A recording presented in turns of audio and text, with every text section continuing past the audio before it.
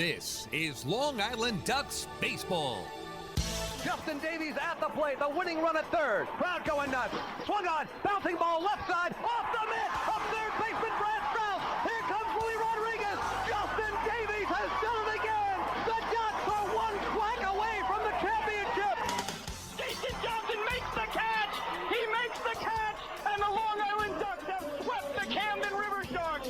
They are the 2004 Atlantic League champions. Going back is Adam Bailey. He settles under it. He makes the catch! Adam Bailey makes the catch! And for a second straight year, the Atlantic League trophy will reside on Long Island. The Ducks are the Atlantic League champions. Swinging a ground ball, hit toward short, charging in his lines. He fields, throws to first. The comeback is complete. From 2-0 down in the series, the Long Island Ducks have won 3 in a row at home. And for the 5th time in franchise history, they will head to the Atlantic League Championship Series. And now it's time for the Long Island Ducks pregame show.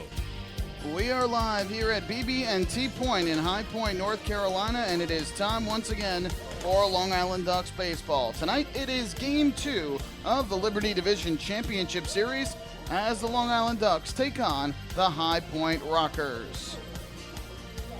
Well, good evening, everybody. My name is Michael Pollack. I'll be bringing you the play-by-play for all of tonight's action. Thank you so much for tuning in here on the Long Island Ducks Broadcast Network, coming to you at liducks.com, Facebook Live, and youtube.com/DucksBaseball.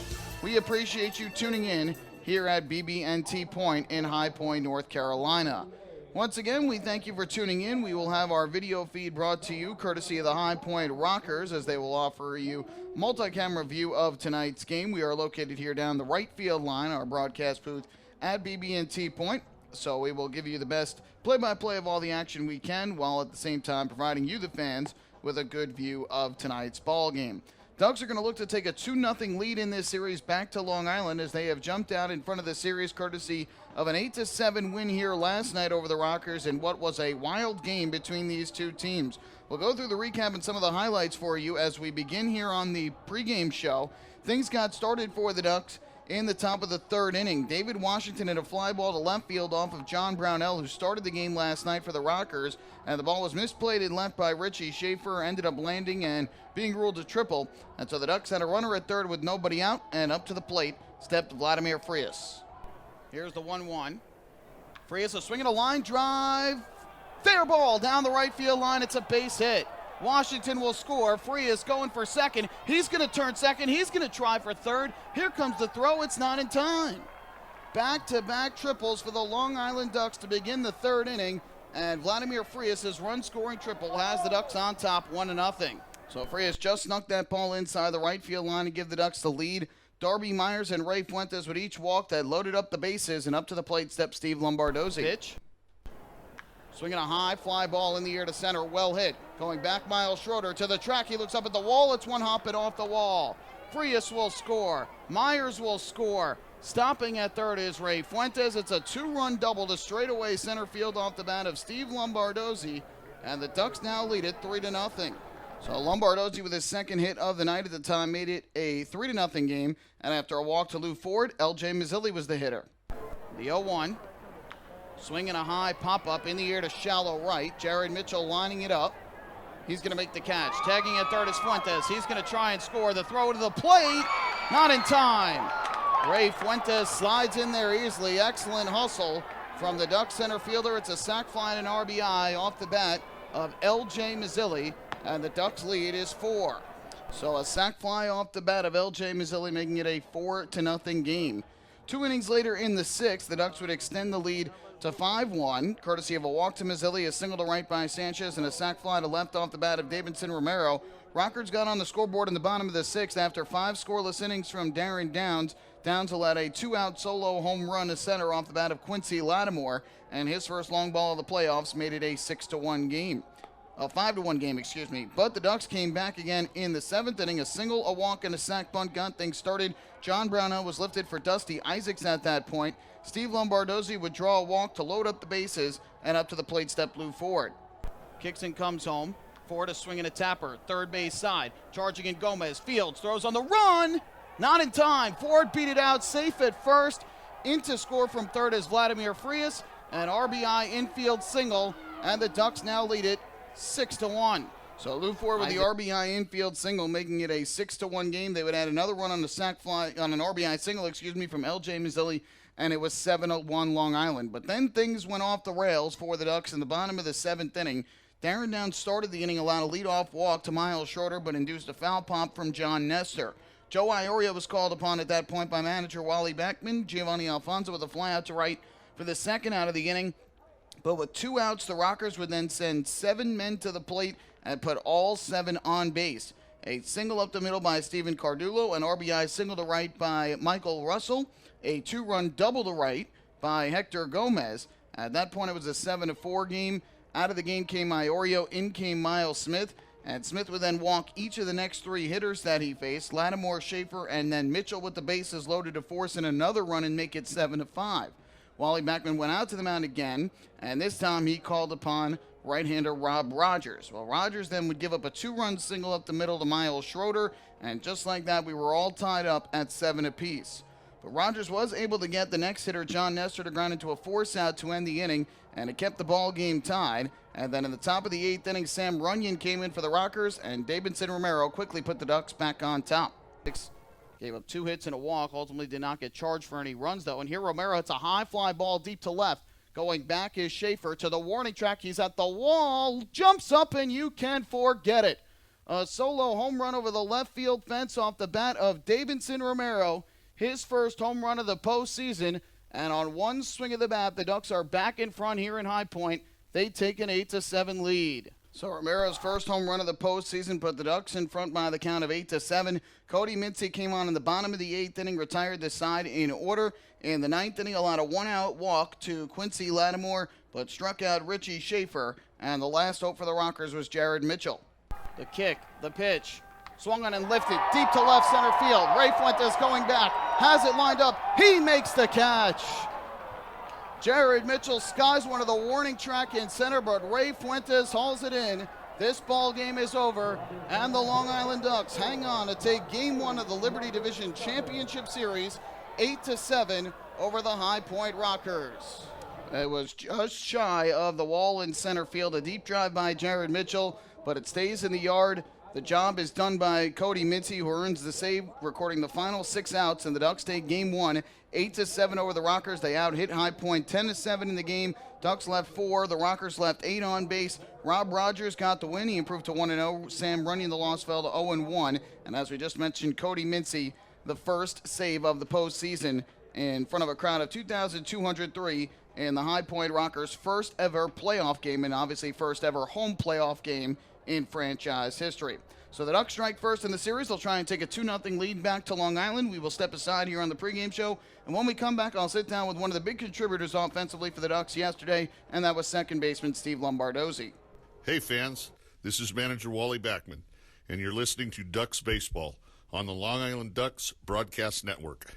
We asked people across Long Island, what does energy efficiency mean to you? Energy efficiency? It means finding ways to save a few dollars on my electric bill each month. PSEG Long Island is introducing smart technologies that let you control just how much energy you use. To me, it really is important to keep Long Island green so future generations can enjoy our island's beauty. And we're partnering on renewable sources that will keep Long Island sustainable for generations. Discover all of our energy efficiency programs at psegLINY.com/efficiency.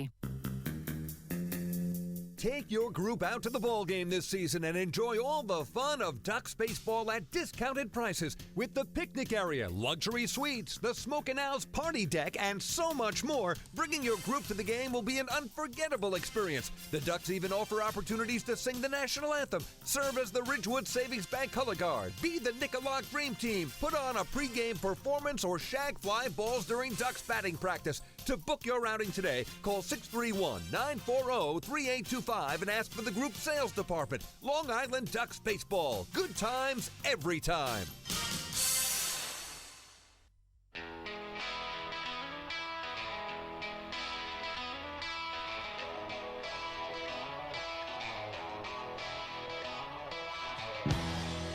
Getting ready for baseball tonight here at BB&T Point. Ducks and Rockers in Game 2 of the Liberty Division Championship Series. One of the big contributors at the plate yesterday for the Ducks was infielder Steve Lombardozi. He had 3 hits of the Ducks' 10 last night, including a couple runs batted in, and he drew a walk. I caught up with Steve before tonight's Game 2.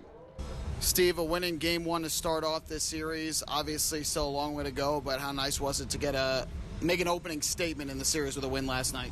Yeah, it's always big to get the first one, especially in best of 5. Downsy pitched awesome. We got timely hitting, so it was a big win. Speak about Downs a little bit more. Obviously, he has been such a strong starter for you guys. Hadn't faced High Point all year long, so having not had that experience going up against that lineup, what enabled him to be successful last night? I mean, he's a veteran. He's been around. He's pitched, I'm sure, in a lot of big games in his career, so he knows what he needs to do to get outs, and he went about his business like any other day, and it was fun to watch. How much of a lift do you think it was in that first inning when they loaded up the bases with 2 outs to find a way to strike out a good hitter in Jared Mitchell, keep them off the scoreboard, as it seemed like he kind of cruised from that point on? Yeah, that was huge to get out of that inning. No runs. Made some really good pitches there, and that was huge. I mean, that's kind of set the tone, and then, yeah, like you said, he was on cruise control after that. John Brownell, a guy on the other side starting. He obviously is very familiar with the Long Island Ducks, having pitched here for so long. But what do you think the key was last night for this lineup to go out and have the success like you guys did against him? Just to be patient and take what he gives us. You know, he's not a guy that's going to overpower you, but he knows how to pitch. So he's smart. So you gotta have a game plan. You can't just be going up there free swinging off him. So I thought we stuck to our game plan really well and got some really timely hits. For you personally, 3 hits last night, including a 2-run double to center field. Were you seeing the ball particularly well last night, and does it kind of ratchet up in your mind a little bit once the postseason begins? Does a switch kind of flip on you that says, all right, I've got to be even more locked in now than I was during the regular season? It's definitely, more exciting once you get to playoffs. Every game is meaningful, but I've been kind of work in progress with my swing, working with Lou, but just trying to stay positive, stay consistent with my work, and trust that it's going to show up. So last night was a step in the right direction. Felt good, and just felt good to help the team. For you, obviously having missed over 2 months with that toe injury, how tough is it, having not seen live pitching for so long, to get back into the groove and jump right into the middle of a second-half race and now into the postseason? Yeah, it definitely takes some time. That was my first time really being out that long during a season, so it was definitely a learning period for me. But I just got to have faith that my preparation will show up in the game. On the pitching side of things, obviously, for the most part, it was a tough night for the relief corps. Do you as a team get a sense that it was just kind of a blip on the radar type moment last night? Yeah, I mean, we got all the faith in the world in our bullpen. I mean, you also got guys coming in that were starters during the regular season that pitched unbelievable. So, and that, that's going to take, that could take a little bit for guys that maybe haven't done it or they're in different roles. But I mean, any given night, we feel good if whoever we're bringing in from the bullpen.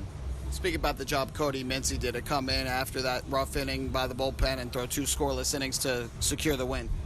Oh, he did awesome, man. He's a bulldog. He's been awesome all year. It's fun to watch him out there. He takes the ball and goes right at guys. So, he's been awesome for us. Finally, you guys are facing Craig Stem, who was with Southern Maryland earlier this season. You got to see a little bit of him early on. What's going to be the key to beating him tonight? I think kind of same thing. Guys got to stick to their game plans. We got to play team baseball, do the little things, and stay within ourselves and just do what we've been doing all year. Thanks so much for the time, Steve. Congratulations on the Game 1 win last night. Thank you. That is Steve Lombardozi of the Long Island Ducks. We will take another break. When we come back, we'll look at tonight's pitching matchup for Game 2 of the series, and then we'll have the starting lineups in the first pitch. It's the Ducks and the Rockers, Game 2 of the Best of 5 Liberty Division Championship Series.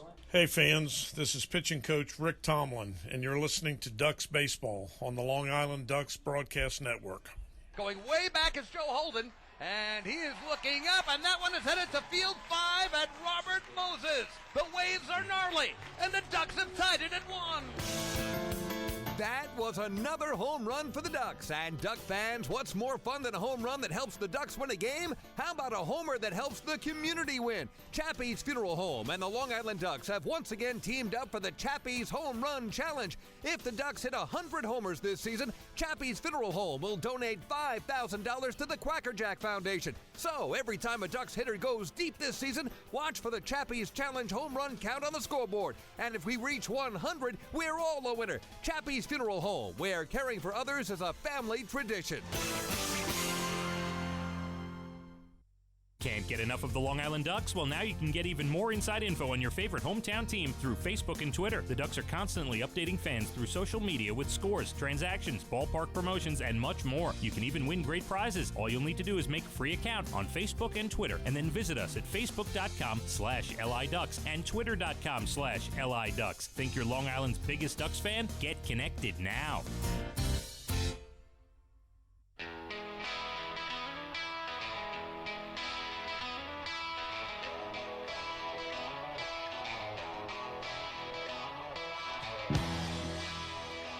Getting ready for baseball here on this beautiful Wednesday night in High Point, North Carolina. The Ducks and the Rockers in game number 2 of the Best of 5 Liberty Division Championship Series. These two teams will play tonight, make the trek up to Long Island. It's about a 10 or so hour drive. And then games 3, and if necessary 4 and 5, will be Friday through Sunday at Bethpage Ballpark. Well, the Ducks are certainly looking to try and take 2 here in High Point, which would leave them needing to win just 1 of 3 at home. The Rockers obviously trying to even up the series. Let's look at the pitching matchup for tonight's ball game.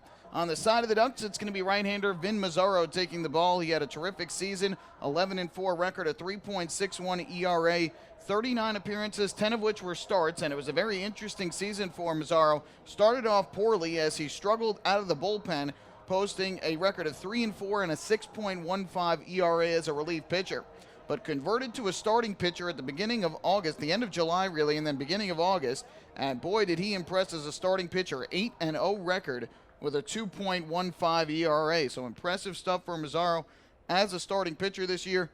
This will be the 5th time this year that he faces High Point. The first 4, though, were all in relief, and he had some struggles, allowing 7 runs on 10 hits over 4 innings, including a couple of losses in 4 relief appearances, but again has not faced High Point since moving into the starting rotation. And as we just went through those splits, the numbers are very good for Mazzaro as a starting pitcher. His last start came on September the 19th here in the win over York, his 6th consecutive win, when he threw 6 scoreless innings, struck out 6, and allowed just 2 hits and 3 walks. On the other side for the Rockers, it's going to be right-hander Craig Stem, who began the year in Southern Maryland, went to Mexico at the end of June, and then briefly returned to Southern Maryland at the end of July. Now a member of the High Point Rockers, who he was traded to in September.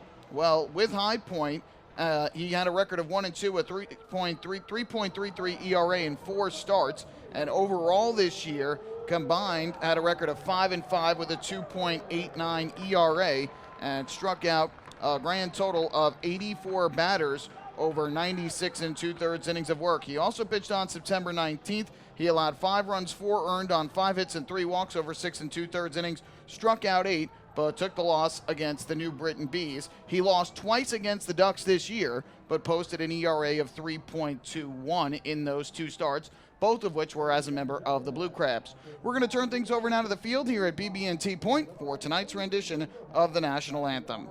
And those who protect her both at home and abroad. And join us in the singing of our national anthem, performed tonight by Chrissy Austin.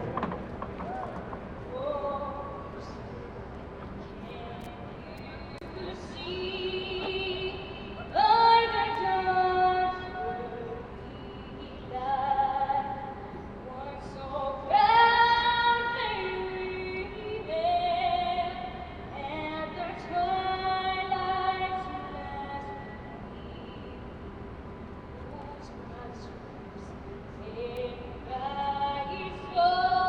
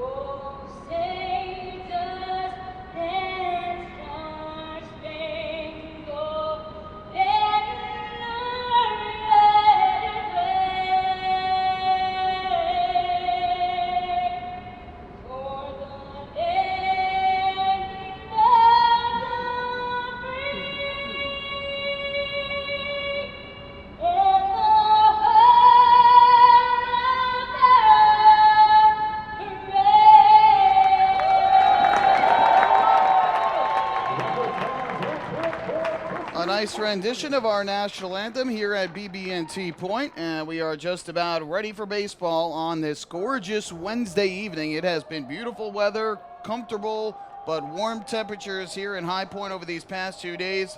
And the Ducks and the Rockers go toe-to-toe in Game 2 of the Liberty Division Championship Series tonight. Ducks trying to take a 2-0 lead in the best-of-5 series before heading back home to Long Island for the next up to 3 games. And the Rockers trying to even up the series before they hit the road.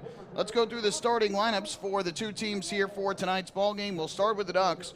Ray Fuentes will lead things off. He is the center fielder for the Ducks. Steve Lombardozi bats second and will play second base. Lou Ford in the 3 spot. He's the designated hitter. And the cleanup hitter is the left fielder. That is L.J. Mazzilli.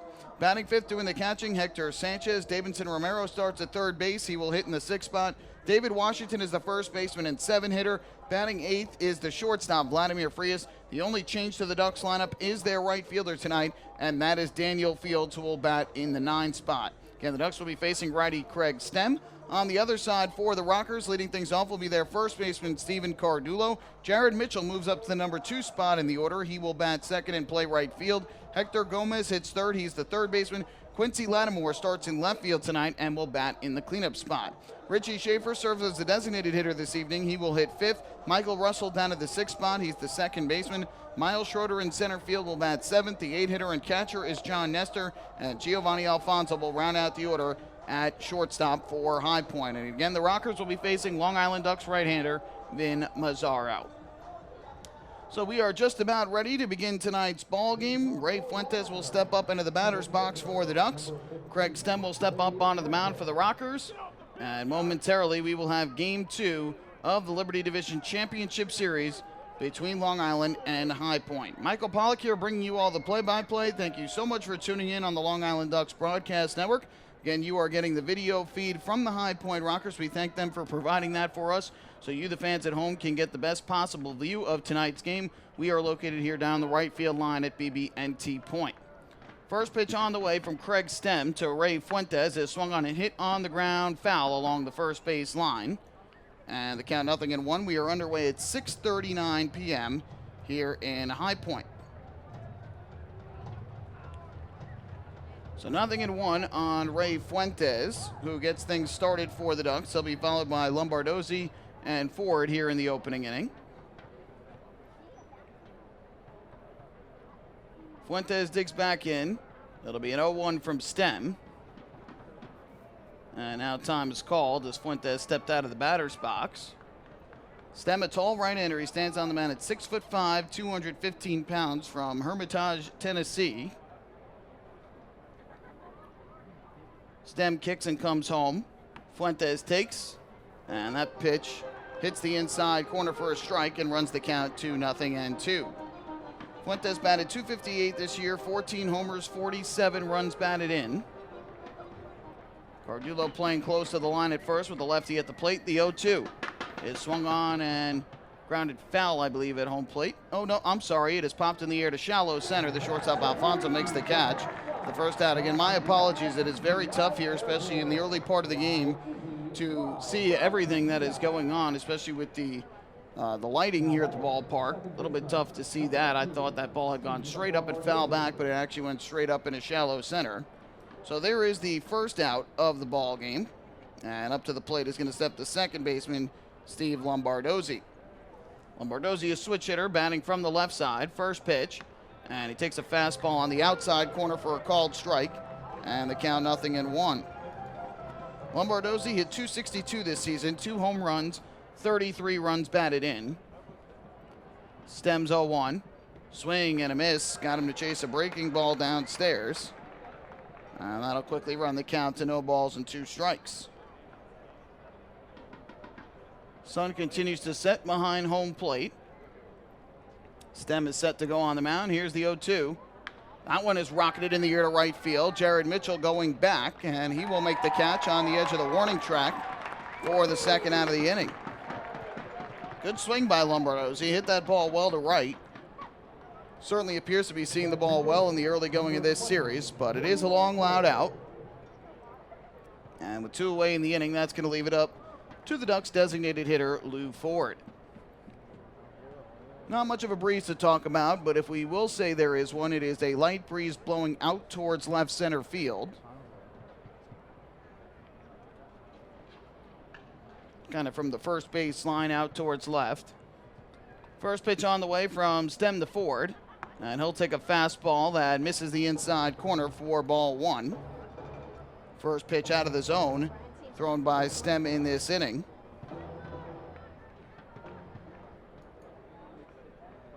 The right-hander's pitch. Ford takes. That breaking ball catches the outside corner for a strike. And that'll even up the count at 1-1. Ford led the Ducks in batting this year. He had .303. 4 home runs, 35 runs batted in. Stem's pitch is a breaking ball that misses downstairs.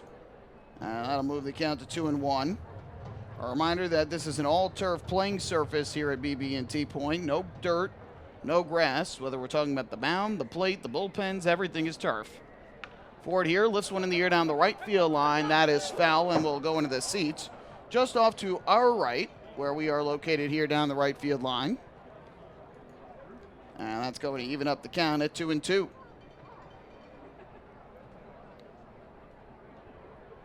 I've seen a couple Ducks fans in attendance here tonight, including a gentleman off to our right that is wearing a Ducks 20th anniversary shirt and a High Point Rockers cap. So I guess he's rooting for both sides this evening. Ford fouls one off back behind the plate. And we'll do it again at 2-2. Perhaps a neutral party that just wants to see an entertaining game like we had here last night. If you're a neutral baseball fan that just likes to watch a great game, last night certainly was the case. The Ducks built a 7-1 lead going into the 7th, bottom of the 7th, and the Rockers scored 6 two-out runs to tie the game. Ford here hits a ground ball to second base. Michael Russell fields, and he'll throw to first in time for the out. And then, of course, last night, Davidson Romero homered, and the Ducks went on to win it 8-7. So a 1-2-3 inning for Craig Stem to start off tonight's ball game here in North Carolina. Ducks go in order, which means we will go to the bottom half of the first inning. It's the Ducks nothing, and the Rockers coming up to bat. Hey fans, this is outfielder and hitting coach Lou Ford, and you're listening to Ducks Baseball on the Long Island Ducks Broadcast Network. Sayville Ford, the no-fees dealer, has been family-owned and operated since 1957. Their state-of-the-art facility features a spacious showroom with a giant inventory of new, pre-owned, and commercial vehicles. Plus, every vehicle comes with a 10-year, 100,000-mile powertrain limited warranty. Some exclusions apply. And their service department is open from 6 a.m. to 1 a.m. with enclosed service drives for your convenience and comfort. Sayville Ford, Long Island's Ford giant, is conveniently located off exit 50 on Sunrise Highway or online at SayvilleFord.com. Have your birthday at the ballpark this season and celebrate with the Flock. Kona Ice birthday party packages with the Long Island Ducks are now available. Each package includes 10 box seats, a commemorative birthday t-shirt, and autographed baseball. Refreshments including hot dogs, chips, cupcakes, frozen ice treats, and so much more. Best of all, the birthday child will stand on the dugout while the entire crowd sings happy birthday. Reserve your party today by calling the group sales department at 631-940-3825. Kona Ice birthday parties with the Long Island Ducks, a once-in-a-lifetime experience.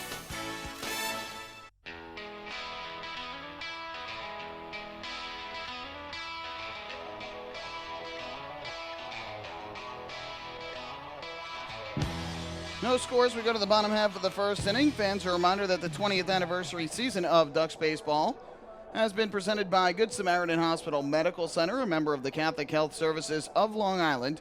They are at the heart of health. So Vin Mazzaro will take the mound for the Ducks. This will be the first time ever that he is starting against High Point this year. He did pitch 4 times in relief against the Rockers, but as we told you about during our pregame show, Vin Mazzaro as a reliever versus Vin Mazzaro as a starter this year has been pretty much a Jekyll and Hyde case. 2 different types of players and pitchers specifically, since he is a pitcher. It's been completely different from what we saw from Mazzaro as a reliever versus Mazzaro as a starter. His first pitch here is a fastball strike to Steven Cardulo, the first baseman and leadoff hitter for the Rockers. 0-1 the count. Cardulo hit .266 this year for High Point, 22 homers, 70 runs batted in. The 0-1 swings and lines this one toward short, caught on the line by Vladimir Frias, and there's one away. Kind of a soft little line drive, almost like a jam shot off the bat of Cardullo. So he's retired on the line drive to short, 1 man out. And up to the plate will step the right fielder, Jared Mitchell. In case you didn't get a chance to tune into our pregame show, here are the splits for you.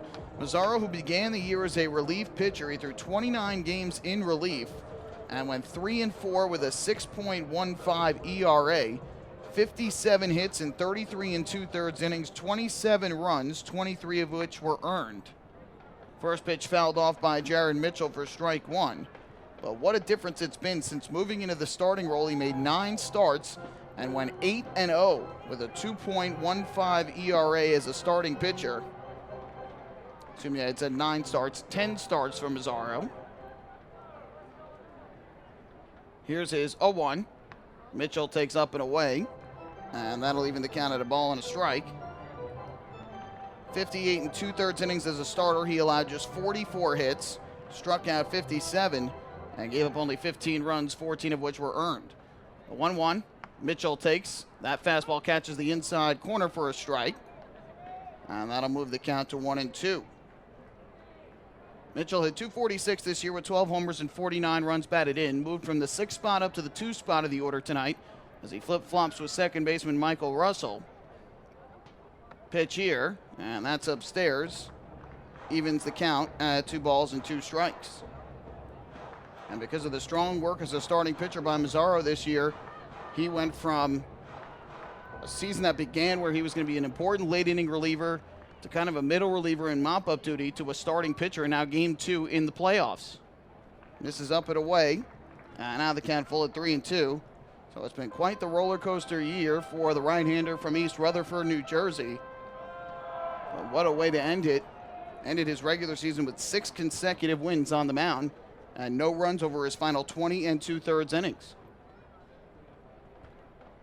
Payoff pitch on the way to Jared Mitchell, and he takes a fastball that missed inside for ball 4.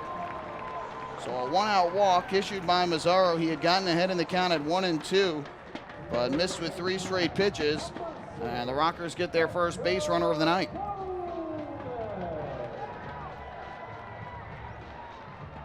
So 1 on and 1 out, and up to bat for High Point will be their third baseman Hector Gomez, who hits from the right side. Mitchell takes his lead off first. Mazzaro turns and throws over, and the ball went off the glove of David Washington to carry him to the first base side. Mitchell's going to go to second base. He turns second and is going to hold on there. What a bizarre play. That was a perfectly accurate throw, at least from where I can see, and we have a pretty good view of it from down the right field line. And it looked like Mazzaro threw it accurately to Washington, and as he went to swipe the tag on the runner Mitchell, the ball went out of the glove of Washington, and Mitchell was able to take second base. So that'll be an error. The question is it on Mazzaro or is it on Washington? But now High Point with the runner in scoring position and 1 out. Mazzaro comes set, his first pitch to Gomez. Swung on and lifted to second, caught by Lombardozi. Another one of those soft line drives. It was hit towards the right side of the infield, but Lombardozi able to make the catch. So that is the second out of the inning. They do rule an error on Washington, who had 9 errors during the regular season, as he lost the baseball on the throw over by Mazzaro. So 2 down in the innings. Staying at second is Mitchell. And here is the cleanup hitter, Quincy Lattimore, who gets the start tonight in left field. First pitch, and the breaking ball catches the inside corner at the knees for a strike. 0-1 the count. Automated ball strike system is still in use around the Atlantic League for the postseason, as are all those rules that were used during the regular season. One that isn't is the extra inning tiebreak rule, in which a runner was placed on second at the beginning of each extra inning. That is not being used in the postseason. Think of it similar to the shootout in hockey that's not used to determine games in the NHL postseason, just the regular season. Lattimore takes a fastball here that runs outside, and that'll even up the count at 1-1. Lattimore, a .264 hitter during the regular season, 21 home runs and 72 RBIs. Mazzaro's 1-1. Mitchell leads off second, and the pitch is chopped into the ground towards third. Charging in Romero. He'll field it in foul territory. And that'll move the count to 1 ball and 2 strikes. So now Mazzaro is strike 3 away from getting through the inning unharmed after allowing the 1-out walk to Jared Mitchell. And the fielding error by David Washington on the pickoff attempt from Mazzaro. That allowed Mitchell to take second base. Right-hander twirling the ball behind his back as he looks in for the sign. 1-2 pitch, and Lattimore grounds one foul towards the Ducks dugout on the third base side. Not only were the Ducks able to secure a win on the road, also picking one up were the York Revolution last night, who stormed into Sugar Land, Texas, and picked up an 8-1 win over the Skeeters. So the Revs take game 1 of the Freedom Division Championship Series, and like the Ducks, they're trying to take a 2-0 lead in the series tonight. 1-2. Lattimore takes down in the, I want to say the dirt, but in the turf by home plate. And missed for ball 2. Good block by Sanchez, keeps Mitchell at second. As a broadcaster, when you're so used to saying balls down in the dirt or on the grass or anything like that, it is so different when this is the only ballpark in the Atlantic League that uses the all-turf field. But just like the players, we got to get used to it. And every inch of that playing surface is all artificial turf. The 2-2 from Mazzaro. Lattimore chases a breaking ball down and away for strike 3. So there's the first strikeout of the night for Vin Mazzaro, and he works around the 1-out walk here in the opening inning. For the Rockers, no runs, no hits, a walk and an error, and 1 man left on base. We have played 1 inning here in Game 2 of the series. Ducks and the Rockers are scoreless. Hey fans, this is pitcher Joe Iorio, and you're listening to Ducks Baseball on the Long Island Ducks Broadcast Network. Oh, I love it! The color of my new Nicolot patio is so vibrant. It's unlike anything I've ever seen. You're welcome. I'm just going to go finish that Nicolot walkway now. Make your pavers vivid Nicolot pavers. The best looking, most vibrant pavers with the most 3-color blends in the industry. Featuring Nicolot's exclusive paver shield and color blending technology. With color throughout and guaranteed not to fade. Live life in color with Nicolot. Visit Nicolot.com. Pave your way. Hey kids, are you looking for even more fun when you come out to a Long Island Ducks game? Then be sure to head on over to the brand new Ducks Fun Zone. It's located on the main concourse down the right field line. There you'll find 3 brand new inflatables, including the Duck Tail Slide, the Bounce House, and an obstacle course. Enjoy unlimited access to all 3 inflatables for just $5 every game. That's the Long Island Ducks Fun Zone, open during all home games at Bethpage Ballpark.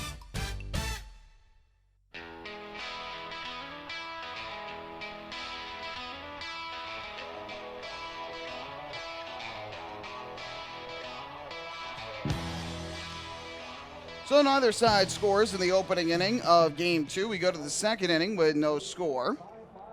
LJ Mazzilli will get things started for the Ducks against Craig Stem. It'll be Mazzilli, Sanchez, and Romero, 4, 5, and 6 in the order for Long Island. Well, the general consensus from most that I talked to on the Ducks side after last night's game was obviously happiness and excitement that they ended up getting a win. And it's not easy to get wins, especially in Game 1 of a series and on the road. First pitch here is chopped into the ground foul, third base side for strike 1. Obviously, the Rockers were excited for the game. It was their first home postseason game in franchise history, their first postseason game, period, in club history. And the Rockers yesterday became the first team in their inaugural season to make the playoffs in Atlantic League history, outside of course, the first year in league history. Pitch here misses downstairs, and that'll even up the count at 1-1 on Mazzilli. But the Ducks were able to come in here in High Point and pick up the win to take the 1-0 lead in the series. Stems 1-1. Mazzilli takes another one downstairs, and that'll move the count to 2 balls and a strike. But most believe that the struggles of the bullpen were just a blip on the radar. They have confidence that their bullpen will be able to bounce back after the tough night last night. Mazzilli pops one in the air foul. First base side out of play. And that will even up the count at 2-2. And obviously it was not the nights that guys like Joe Iorio and Miles Smith were looking for. But now that they have those initial jitters of a first postseason experience on the mound in an Atlantic League game out of the way. Perhaps things will turn around. 2-2 hit on the ground towards third, backing up Hector Gomez. He'll field and throw to first in time for the out. And L.J. Mazzilli retired for the first out here in the second inning.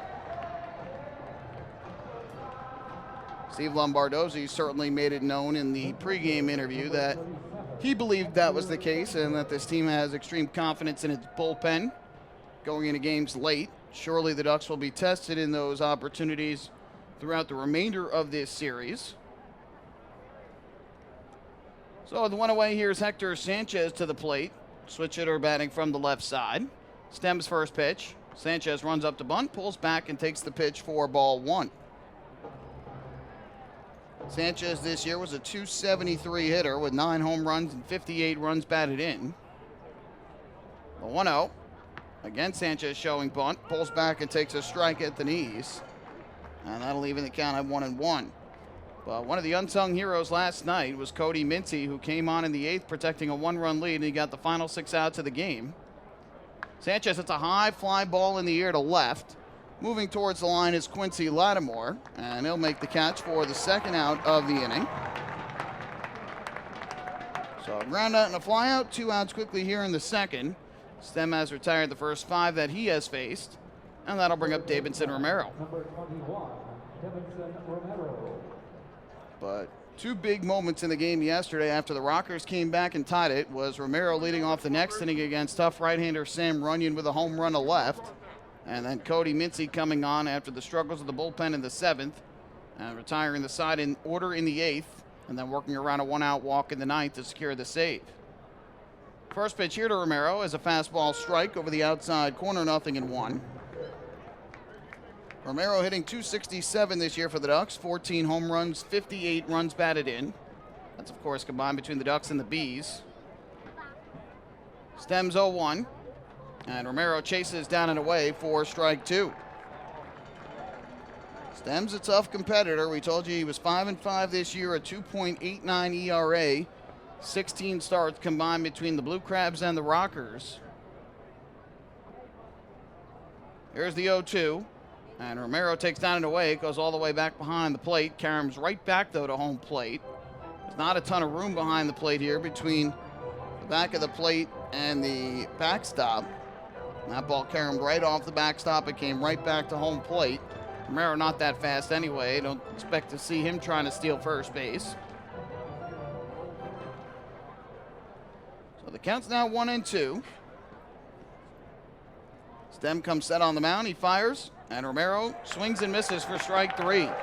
So Davidson Romero goes down swinging, and Craig Stem, with his first strikeout of the night, completes back-to-back 1-2-3 innings. On to the bottom half of the second inning we go. No score between the Ducks and the Rockers. Hey fans, this is infielder David Washington, and you're listening to Ducks Baseball on the Long Island Ducks Broadcast Network.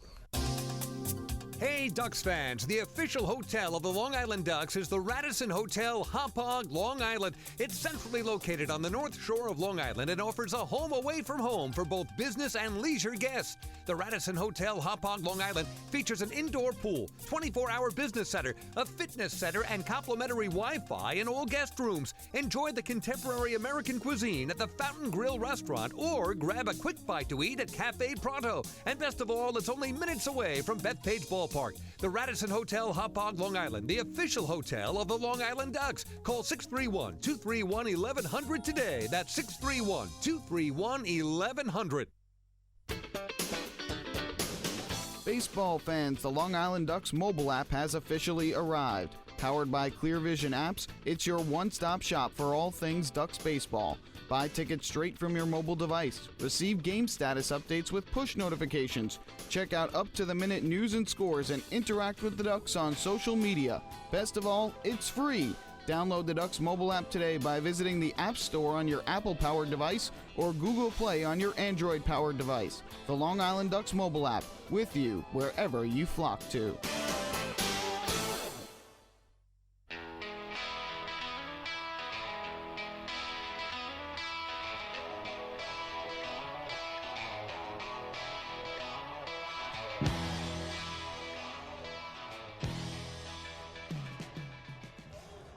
Then Mazzaro back to the mound for his second inning of work as we go to the bottom half of the second. Craig Stem has retired the first 6 that he has faced. And for the Rockers, leading things off will be their number 5 hitter, DH Richie Schaefer. First pitch swinging, he grounds one off of Mazzaro, ricochets back to the plate. Sanchez fields, throws to first, and it goes down the right field line. Schaefer is going around first. He'll head to second as Fields picks up the ball and fires back in. And Richie Schaefer will be standing on second base for High Point. Well, now the concern is going to be if Vin Mazzaro is okay. He seems to be all right on the mound. Dottie Pitchford will make her way out of the dugout, the Ducks head trainer.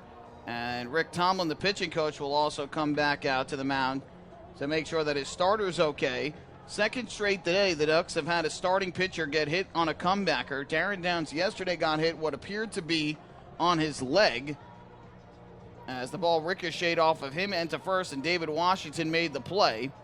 But in this case, it looked like the ball hit the foot of Mazzaro, possibly. That's where he's been looking, is down at that foot area.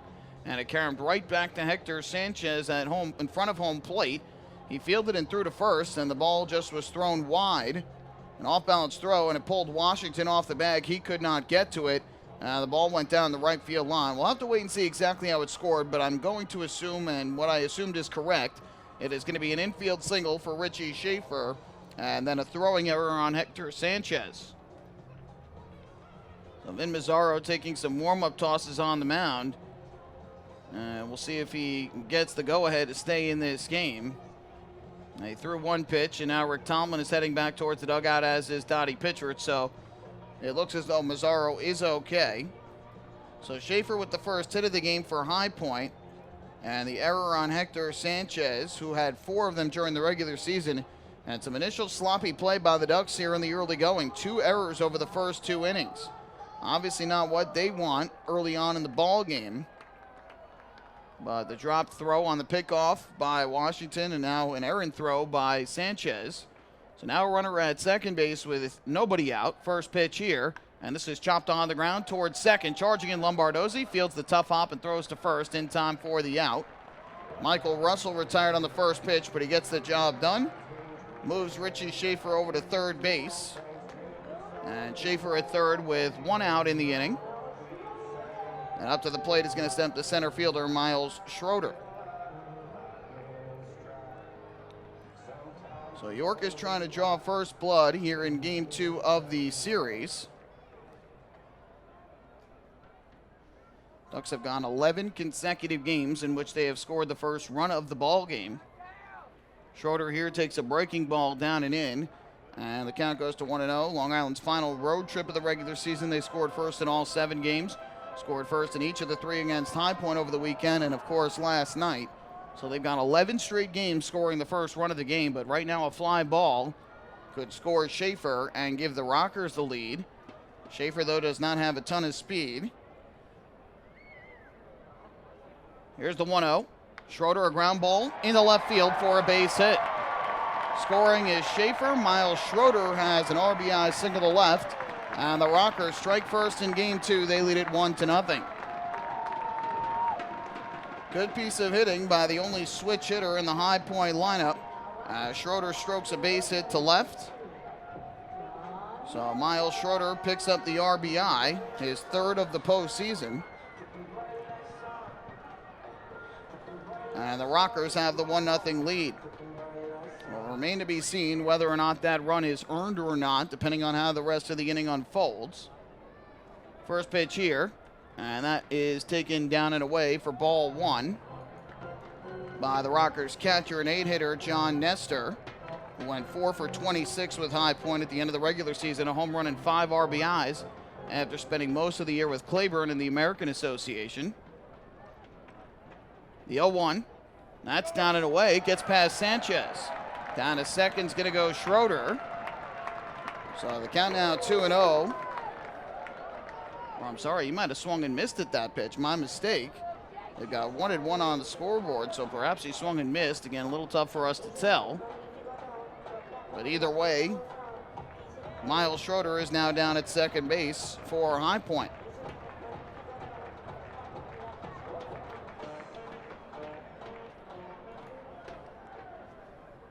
Mazzaro looking in for the sign from Sanchez. Nestor awaits. Here's the kick and the pitch. Nestor is swinging a miss at a high fastball. My mistake, it was 2-0. Now it is 2-1. So 2-1 the count on John Nestor. They did rule a pass ball on Hector Sanchez. So not a wild pitch, a pass ball that allowed the runner to move to second. Schroeder leads. Here's the 2-1. Nestor swings, pops one up in the air down the left field, or to short, and catch is going to be made by Vladimir Frias for the second out of the inning. So there's a pop up to the left side of the infield. Frias is able to make the catch. 2 away here in the second, and that's going to leave it up to Giovanni Alfonso.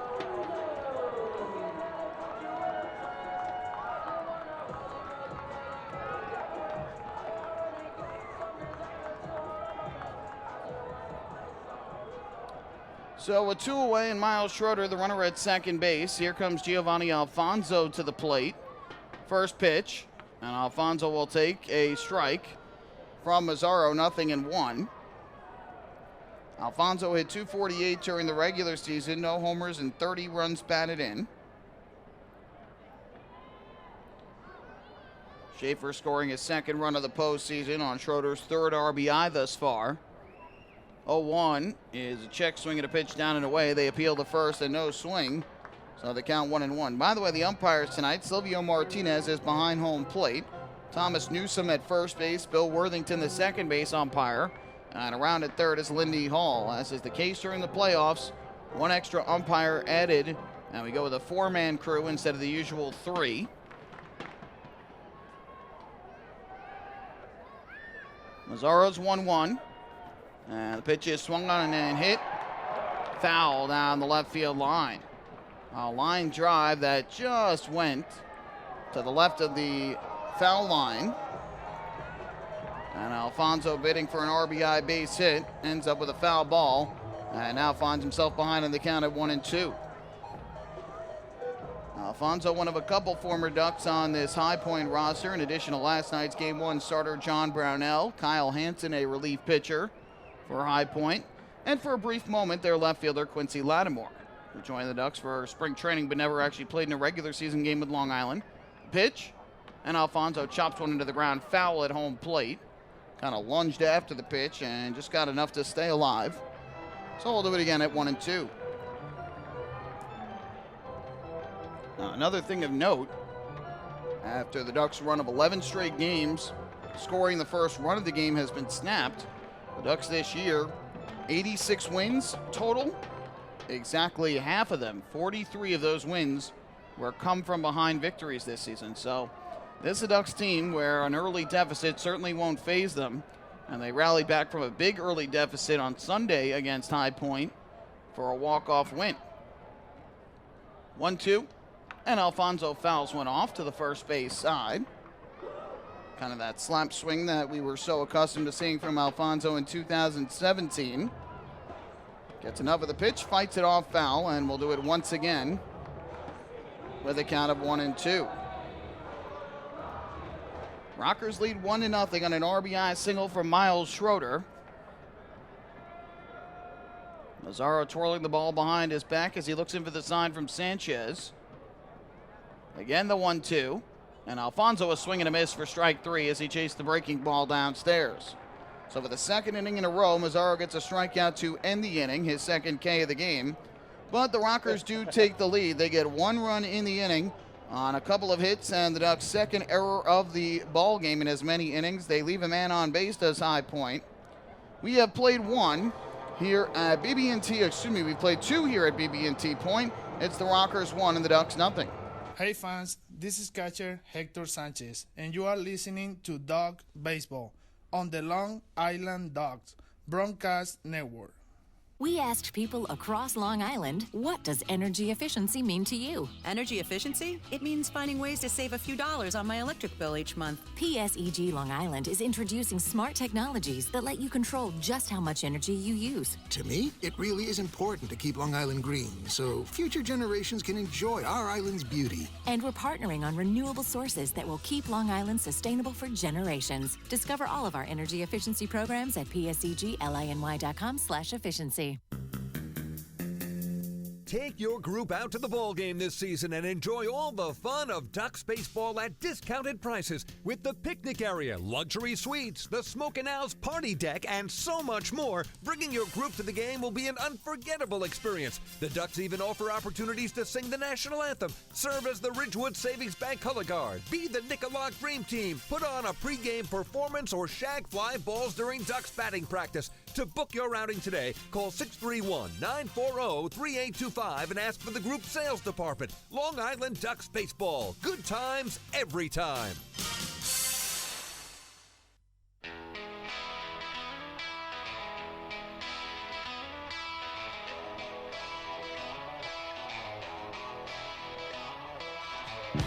One nothing Rockers after 2 here in Game 2 of the Liberty Division Championship Series. We go to the third. David Washington will lead things off against Craig Stem. The first pitch he sees is a broken bat lift foul down the left field line that's out of play. And the count 0-1. Believe he broke his bat, or maybe he actually just lost the handle on it. Clint Freeman, who was coaching at first base, retrieves the bat and brings it back to Washington. So I think he just lost the handle on it as he fouled it off down the left field line. Bat went one way and the ball went the other. So the count 0-1 on Washington, who comes into the game after hitting .237 during the regular season, led the Ducks with 23 home runs and drove in 60 runs.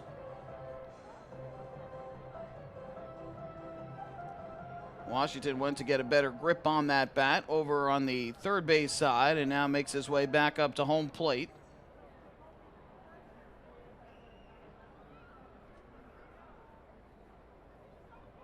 Be an 0-1 from Craig Stem. Right-hander kicks and comes home. And Washington will take a slider that misses inside this time. That'll even up the count at 1-1. Once again, a decent crowd on hand here tonight. Not completely filled, but pretty good portion of the seating bowl has fans in it this evening. Breaking ball here, and that misses down and away. Moving Washington ahead in the count at 2-1 strike. By the way, the win yesterday for the Ducks, just their second win all-time on the road in Game 1 of a postseason series. That shows you how rare it is to do. Here Washington takes a fastball. This one does nip the outside corner for a strike. And that'll even the count at 2-2. The Ducks had previously been 1-8 on the road in Game 1 of a postseason series, but now 2-8, and they improved to 9-12 in Game 1s all time. The pitch. Hit on the ground towards second base. Fielded by Russell. It was actually more on a line. Thought it had hit the ground first, but they say it is on the line. And there's one away here in inning number 3. So make it 7 in a row retired by Craig Stem to begin the ball game tonight. One away. And that will bring up the shortstop, Vladimir Frias.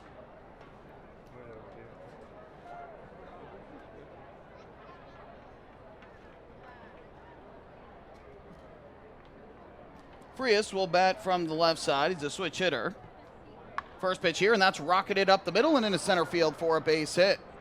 So there's the first hit of the ball game for Long Island. Jared Mitchell had to get over to right center quickly to field that ball and fire it back in. Vladimir Frias is aboard with a 1-out single. And that ends the streak of 7 in a row retired by Stem to begin tonight's game. So Vladimir Frias, who had 2 hits last night, is aboard. 1 on, 1 out. And that'll bring up the 9-hitter. Right fielder Daniel Fields.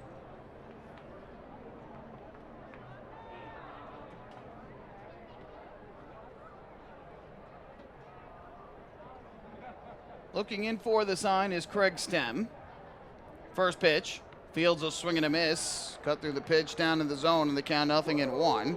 Fields did not play last night. Dorby Myers got the start in right field. Wally Backman said he felt the matchup, given past history, was better with Fields against Stem than Myers. The 0-1. Fields takes a fastball. That one catches the bottom of the strike zone. And it's quickly 0-2. Good fastball there from Stem. Frias has good speed at first. 28 stolen bases on the year. That was second most among Ducks players. Darby Myers the only one with more. And he was caught stealing 8 times. Here comes the 0-2. Stem kicks and comes home. And Fields takes an off-speed pitch that misses high and away for ball number 1. Fields hit .244 with 14 homers and 36 runs batted in this year. He's got some power, and he's got some speed as well. Frias with a good lead, and Stem with a fake throw back over to first base. Stepped off with his back foot and bluffed the throw back over.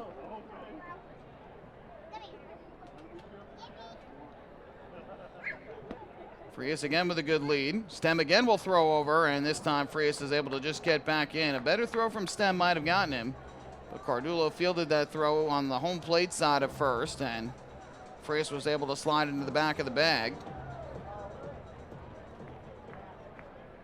Another 1-2 coming. Stem ready, fires home. Fields will swing and a miss for strike 3. So Daniel Fields goes down swinging. There is the second out of this third inning. Second strikeout of the night for Craig Stem. Now a two-way, that'll leave it up to center fielder Ray Fuentes. Stem has faced the Ducks twice this season, both times as a member of the Blue Crabs.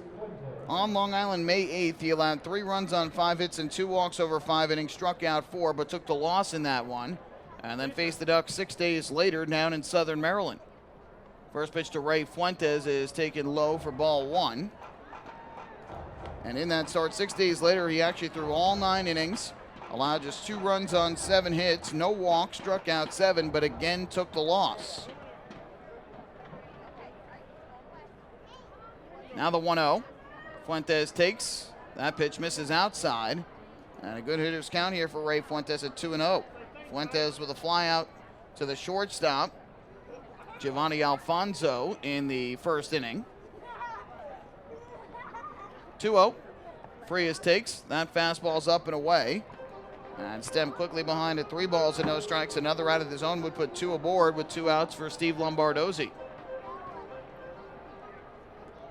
Stem is set at the belt. Here's the pitch. Fuentes swings at 3-0 and fouls it back behind the plate for strike 1.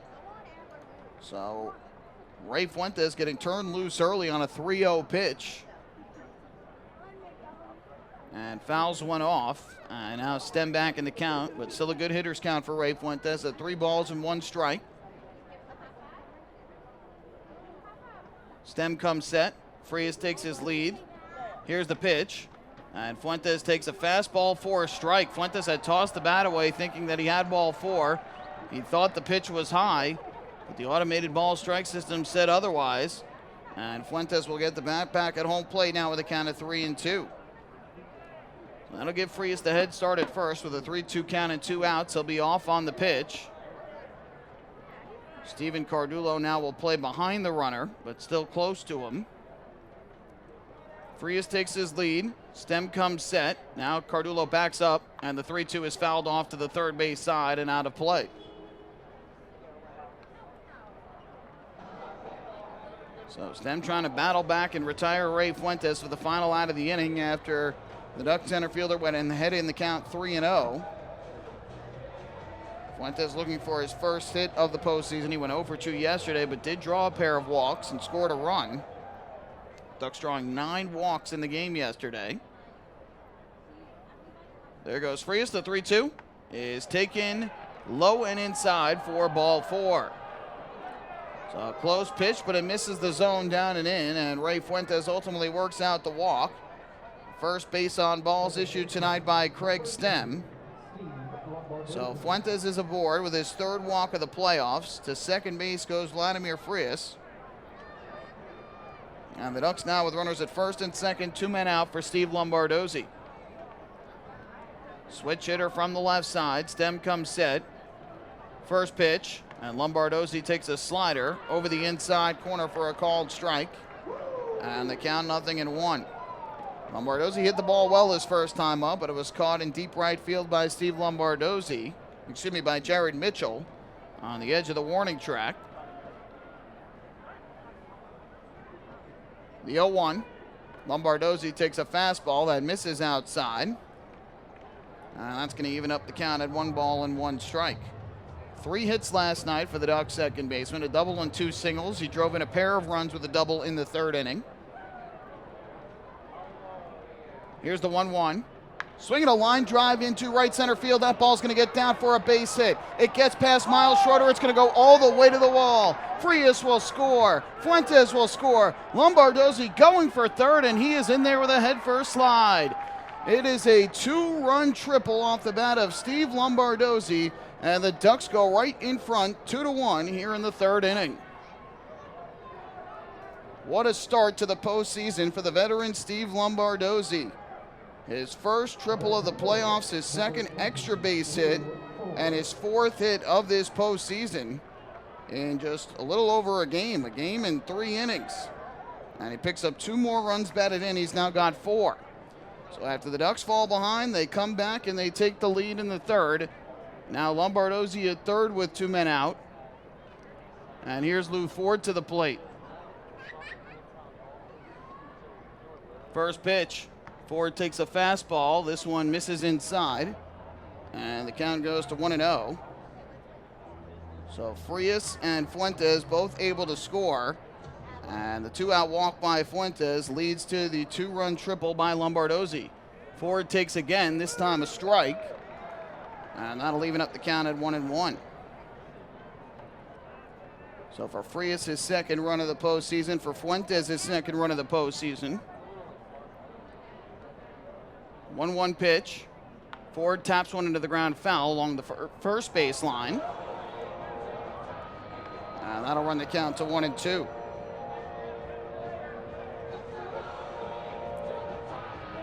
Lombardozi is such a good hitter. Gotten off to a really nice start with the Ducks this year. Leveled off a bit. Then that toe injury happened that cost him over 2 months, pretty much the majority of the second half. Stems 1-2. And Ford hits a ground ball towards the middle of the infield and through into center field, a base hit. Lombardozi will score. Lou Ford with his 2nd RBI single of the playoffs, and it is 3-1 Long Island. So Lou Ford collects the base hit and the RBI, his 2nd of each here in the postseason. Lombardozi scores his first run of the playoffs. And the Ducks with 3 straight 2-out base runners against right-hander Craig Stem, who had retired 7 in a row prior to this rally. Now L.J. Mazzilli. And the first pitch taken high for ball number 1. Mazzilli a ground out to 3rd base in his first at-bat back in the 2nd inning. Here's Stem's 1-0. Mazzilli a swing and a miss, laid on the fastball. And that'll even up the count at 1 ball and 1 strike. A walk to Fuentes, a 2-run triple by Lombardozi, and an RBI single by Ford. Stem kicks and fires. Mazzilli takes a slider. This one catches the outside corner at the knees, much to the chagrin of Mazzilli. And that'll move the count to 1-2. Mazzilli had a hit last night, a couple of RBIs and a walk. Ford leads from first. The 1-2. Lifted in the air towards second. A tough hop, bobbled by Russell, recovers, throws to first, and he gets the out to end the inning. Mazzilli slams the helmet in disgust, but Craig Stem is able to get through the 3rd without any further damage. However, the Ducks send 7 men to the plate. They score 3 runs in the inning on 3 hits and a walk, no errors, and 1 man was left. Through 2.5 innings of play in Game 2, it's now the Ducks 3 and the Rockers 1. Hey fans, this is outfielder Daniel Fields, and you're listening to Ducks Baseball on the Long Island Ducks Broadcast Network. Going way back is Joe Holden, and he is looking up, and that one is headed to field 5 at Robert Moses. The waves are gnarly, and the Ducks have tied it at 1. That was was another home run for the Ducks. And Duck fans, what's more fun than a home run that helps the Ducks win a game? How about a homer that helps the community win? Chappies Funeral Home and the Long Island Ducks have once again teamed up for the Chappies Home Run Challenge. If the Ducks hit 100 homers this season, Chappies Funeral Home will donate $5,000 to the Quackerjack Foundation. So every time a Ducks hitter goes deep this season, watch for the Chappies Challenge home run count on the scoreboard. And if we reach 100, we're all a winner. Chappies Funeral Home, where caring for others is a family tradition. Can't get enough of the Long Island Ducks? Well, now you can get even more inside info on your favorite hometown team through Facebook and Twitter. The Ducks are constantly updating fans through social media with scores, transactions, ballpark promotions, and much more. You can even win great prizes. All you'll need to do is make a free account on Facebook and Twitter, and then visit us at facebook.com/LIDucks and twitter.com/LIDucks. Think you're Long Island's biggest Ducks fan? Get connected now.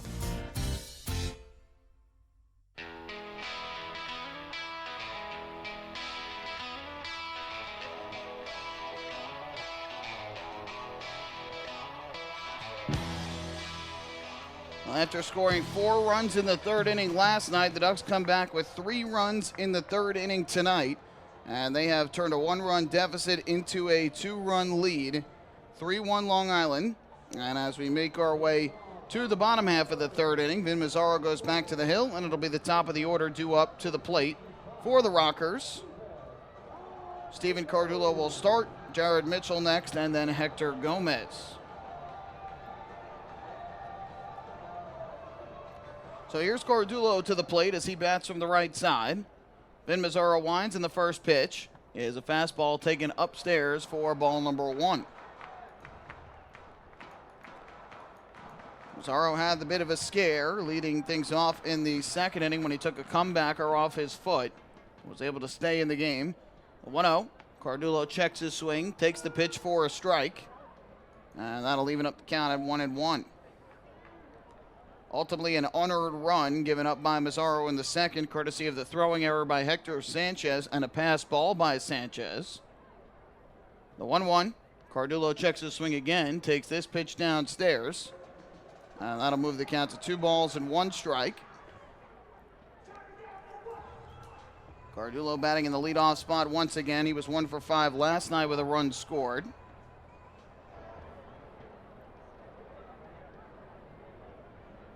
Mazzaro from the wind, the 2-1. Cardullo takes an off-speed pitch downstairs, and that'll move the count to 3 balls and 1 strike. Cardullo, a tough hitter. He's got power. He can get on base. Has a bit of speed as well. Can do a little bit of everything for High Point. From the windup, the 3-1. And he will take a fastball here that catches the inside corner for a strike and runs the count full to 3-2.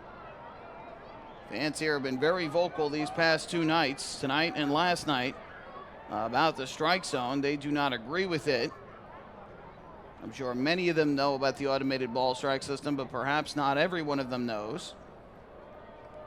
So the count full at 3-2 on Cardullo. Mazzaro gets the sign, payoff pitch, and that taken down in the dirt for ball 4.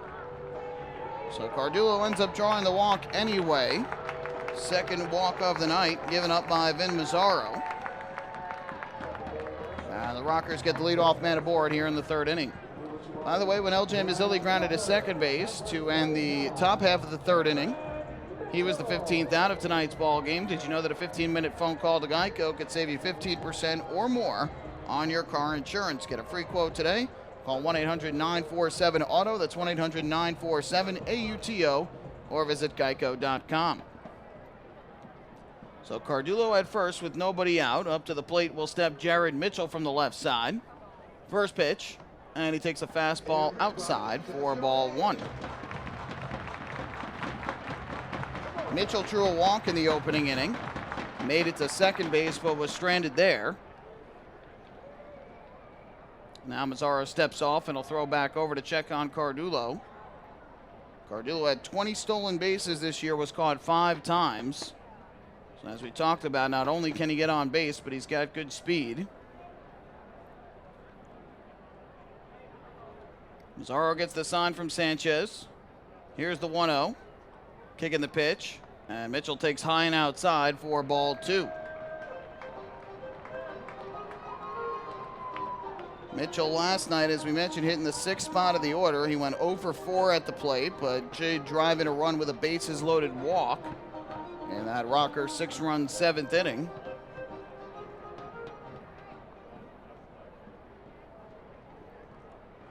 Good hitters count. Here's the 2-0.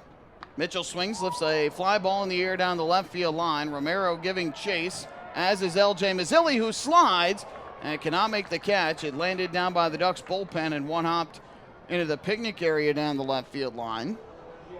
So the count 2-1. Good effort by Mazzilli, who had a long way to go to run after that, and ultimately just eluded his glove. So Romero will retreat to third, Frias to short, and Mazzilli out to left. On the bright side, for those who play on this turf, clubhouse managers probably love it. No dirt stains, no grass stains to get out because it's all artificial turf.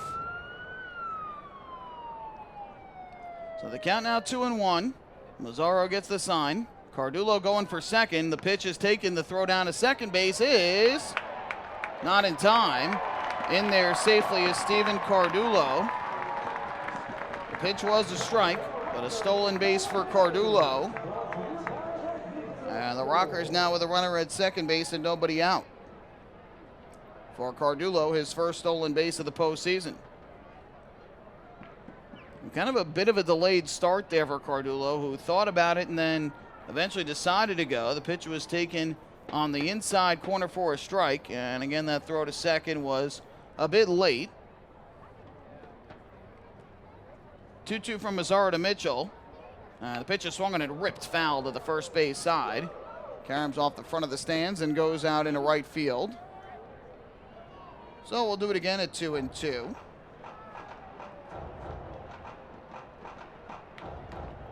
Both these teams have guys that like to run.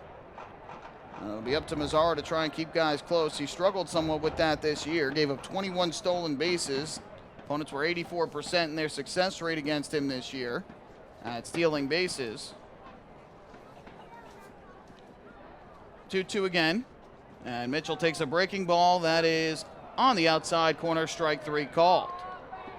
So Jared Mitchell goes down looking. There is the first out here in the 3rd inning. 3rd strikeout of the night for Vin Mazzaro. His first one looking. With one man out, that'll bring up 3rd baseman Hector Gomez.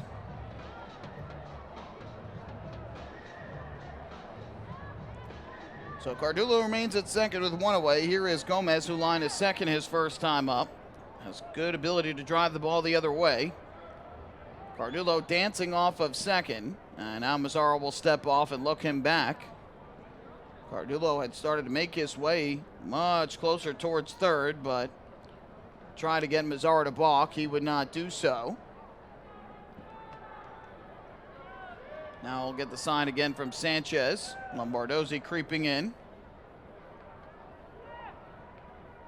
First pitch to Gomez. And he'll take a breaking ball on the inside corner for a called strike. And the count 0-1.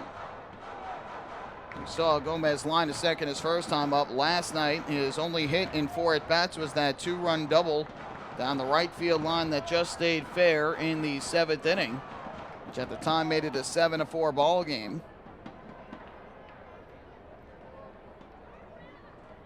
Mazzaro's 0-1, steps off and fakes the throw back to second base, getting Cardullo to slide back in.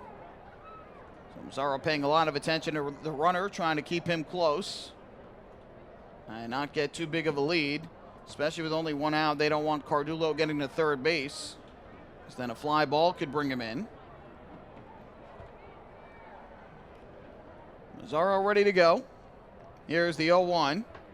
And the pitch is hit on the ground towards the left side, fielded by Romero. Throws across the diamond in time for the out. And there are 2 away. So a sharp ground ball to third off the bat of Hector Gomez. He is retired for the second out of the inning. Cardullo remains at second. And with 2 men out, that's going to leave it up to the left fielder, Quincy Lattimore. In 2 days, Mazzaro will turn 33 years old. He's in his 14th season of professional baseball. Spent 8 years in the major leagues from 2009 through 2016. And this year is second in the Atlantic League after spending part of 2017 with the Somerset Patriots. First pitch to Lattimore down in the dirt. Excellent block by Hector Sanchez. That keeps Cardullo at second base, and it's ball one. I'm not going to lie, fans. I'm going to probably say down in the dirt throughout the course of the game, and I understand it's not dirt. It's artificial turf. I apologize for that. It's become kind of a force of habit. I will do my best not to say it, but just know if I say it's down in the dirt, it is likely the dirt-colored area of artificial turf near home plate. The 1-0 from Mazzaro. And Lattimore takes a curveball that drops in for a called strike. Nice pitch from the right-hander. And that'll even up the count at 1-1. Mazzaro to this point has thrown 45 pitches, 28 of them for strikes. 2 down, a runner at second in the bottom of the third inning. The Ducks with a 3-1 lead. Mazzaro is set. Cardullo leads. Here's the pitch. And Lattimore hits a ground ball towards short. Frias Fields throws on the run, and it's in time to beat Lattimore for the final out of the inning. So a nice job by Vin Mazzaro. He works around the leadoff walk to turn in a shutdown inning here in the third. No runs, no hits, a walk and a man left. Through 3 innings of play here in Game 2 of the Liberty Division Championship Series, it's the Ducks 3 and the Rockers 1. Hey fans, this is infielder Elgin Mazzilli, and you're listening to Ducks Baseball on the Long Island Ducks Broadcast Network. Imagine you can't feel your arm, you can't speak, there's a blood clot in your brain, you're having a stroke. You're taken to the Stroke and Brain Aneurysm Center at Good Samaritan Hospital, the South Shore's only comprehensive stroke center. Now imagine a team of neurosurgeons with the most advanced equipment, pinpointing the blood clot and the quickest way to remove it. And imagine coming home with no side effects. The Stroke and Brain Aneurysm Center at Good Samaritan Hospital, 631-376-4444, a member of Catholic Health Services. Hey kids, are you looking for even more fun when you come out to a Long Island Ducks game? Then be sure to head on over to the brand new Ducks Fun Zone. It's located on the main concourse down the right field line. There you'll find 3 brand new inflatables, including the Duck Tail Slide, the Bounce House, and an obstacle course. Enjoy unlimited access to all 3 inflatables for just $5 every game. That's the Long Island Ducks Fun Zone, open during all home games at Bethpage Ballpark.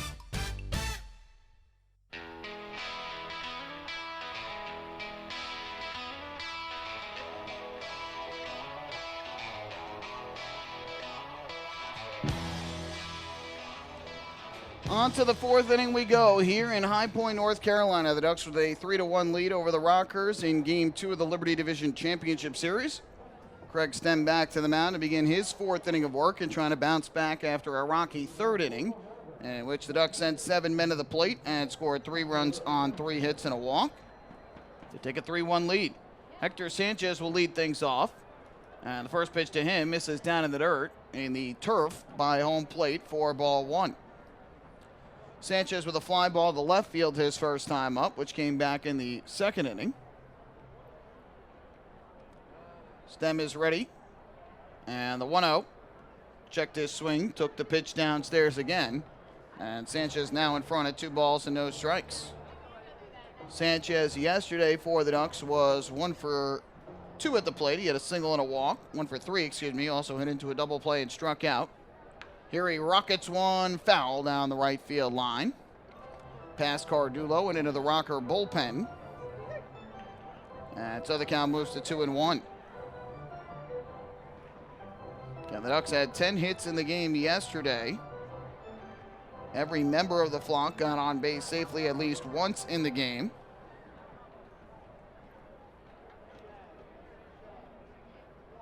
Two-1. Sanchez takes. This pitch misses down and in. And now 3-ball, 1-strike count on the Ducks catcher. The only Ducks who did not get hits yesterday were Ray Fuentes. The only one was Ray Fuentes, who drew 2 walks but did not have a hit in the game. And Darby Myers, he also drew 2 walks. Sanchez a ground ball foul. Off to the first base side of the plate, and the count full at 3-2. So the bookends of the batting order yesterday, Fuentes and Myers combined for 4 walks and 3 runs, but they were the only 2 without a hit in the game. And ultimately, the Ducks came out on top with an 8-7 win in one of the more entertaining game ones you will ever see. Payoff pitch on the way to the plate. And Sanchez swings, hits a liner towards third, backhanded by Hector Gomez, and his throw to first dug out by Steven Cardullo for out number 1. Nice play by Hector Gomez at third. That was not an easy play. A hard ground ball kind of ate him up, but he stayed with it on the backhand, and Cardullo picked the throw out of the turf at first for out number 1. So that'll bring up Davidson Romero to the plate for the Ducks. Romero struck out his first time up to end the second inning. When he did that, he was the 10th batter of tonight's game. Did you know that you could join Planet Fitness for as low as $10 a month? Visit planetfitness.com today to find your nearest club and to learn more. First pitch from Stem to Romero, and he checks his swing, takes the pitch for a strike at the knees, and the count goes to 0-1. Romero had one hit in his 3 at-bats yesterday. He had a sac fly as well. But the one hit, boy, was it a big one. Here's the 0-1. And Romero takes a breaking ball at the knees again for a strike. And it's quickly 0-2. Romero on a 2-2 pitch leading off the 8th against Sam Runyon with a solo home run over the left field fence. That gave the Ducks an 8-7 lead, and they would go on to win by that same score. Stems 0-2. And Romero takes down to the dirt, blocked by John Nestor as it turned briefly off to his right. So that'll move the count to 1-2 strikes. Second baseman Michael Russell out on the outfield, what looks like grass, at second base. 1-2, and Romero hits a ground ball towards short. Fielded on a big hop by Alfonso, and his throw to first is in time for the out. So Romero retired on the 6-3 putout. Back-to-back groundouts induced by Stem to begin the 4th. And with 2 away, that'll leave it up to Ducks first baseman David Washington. First baseman, number 30, David Washington. So that'll bring up Washington from the left side of the plate. And Stem trying to bounce back here in the 4th after the rocky 3rd inning. Retired the first 7 he faced before the Ducks got a hit, and then later a walk, a triple, and a single with 2 outs. Washington takes the first pitch down and in for ball 1 from Stem. A line out to second his first time up, leading things off in the 3rd inning.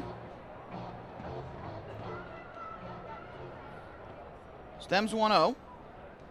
And Washington swings through a breaking ball down in the zone. Good pitch there from the right-hander, and that'll even up the count at 1-1. Stem's last outing was last Thursday in New Britain. He took the loss. On the night, the Rockers would have clinched with a win. Allowed 5 runs, 4 earned on 5 hits and 3 walks over 6 2/3 while striking out 8. Washington here smacks one to the right side. Nice pick out of the dirt by Michael Russell, and he throws to first for the out. Russell was playing on the outfield grass-like area, which is again turf, but looks like grass. He had to make a tough pick out of the turf and made the play. So 3 groundouts, 1 a third, 1 a short, 1 a second here in the 4th. Ducks go in order. We go to the bottom half of the 4th inning, 3-1 Long Island. Hey fan, this is Ramon Carrera, and you listen to Ducks Baseball on the Long Island Ducks Broadcast Network. Sayville Ford, the no-fees dealer, has been family-owned and operated since 1957. Their state-of-the-art facility features a spacious showroom with a giant inventory of new, pre-owned, and commercial vehicles. Plus, every vehicle comes with a 10-year, 100,000-mile powertrain limited warranty. Some exclusions apply. And their service department is open from 6 a.m. to 1 a.m. with enclosed service drives for your convenience and comfort. Sayville Ford, Long Island's Ford giant, is conveniently located off exit 50 on Sunrise Highway or online at SayvilleFord.com. Have your birthday at the ballpark this season and celebrate with the flock. Kona Ice birthday party packages with the Long Island Ducks are now available. Each package includes 10 box seats, a commemorative birthday t-shirt, and autographed baseball. Refreshments including hot dogs, chips, cupcakes, frozen ice treats, and so much more. Best of all, the birthday child will stand on the dugout while the entire crowd sings happy birthday. Reserve your party today by calling the group sales department at 631-940-3825. Kona Ice birthday parties with the Long Island Ducks, a once-in-a-lifetime experience.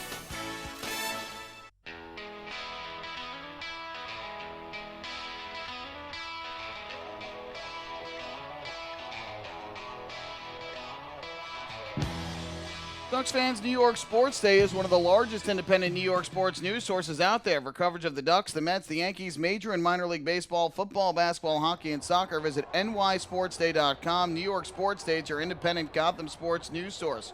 We just had a giant group of what I am being told are bats that are flying above the playing surface here. I saw these yesterday. First pitch is cut on and missed for strike one by Richie Schaefer. I saw them yesterday. I thought it was an odd-looking group of birds as they were flying just in very weird patterns, swirling all around over the field. I was told after the game that those were indeed bats, and they are flying around again. Right now, most of them are over by that left center field light tower. The 0-1 is a breaking ball taken low and outside, and that'll even the count at 1-1 on Richie Schaefer, who reached on an infield single his first time up.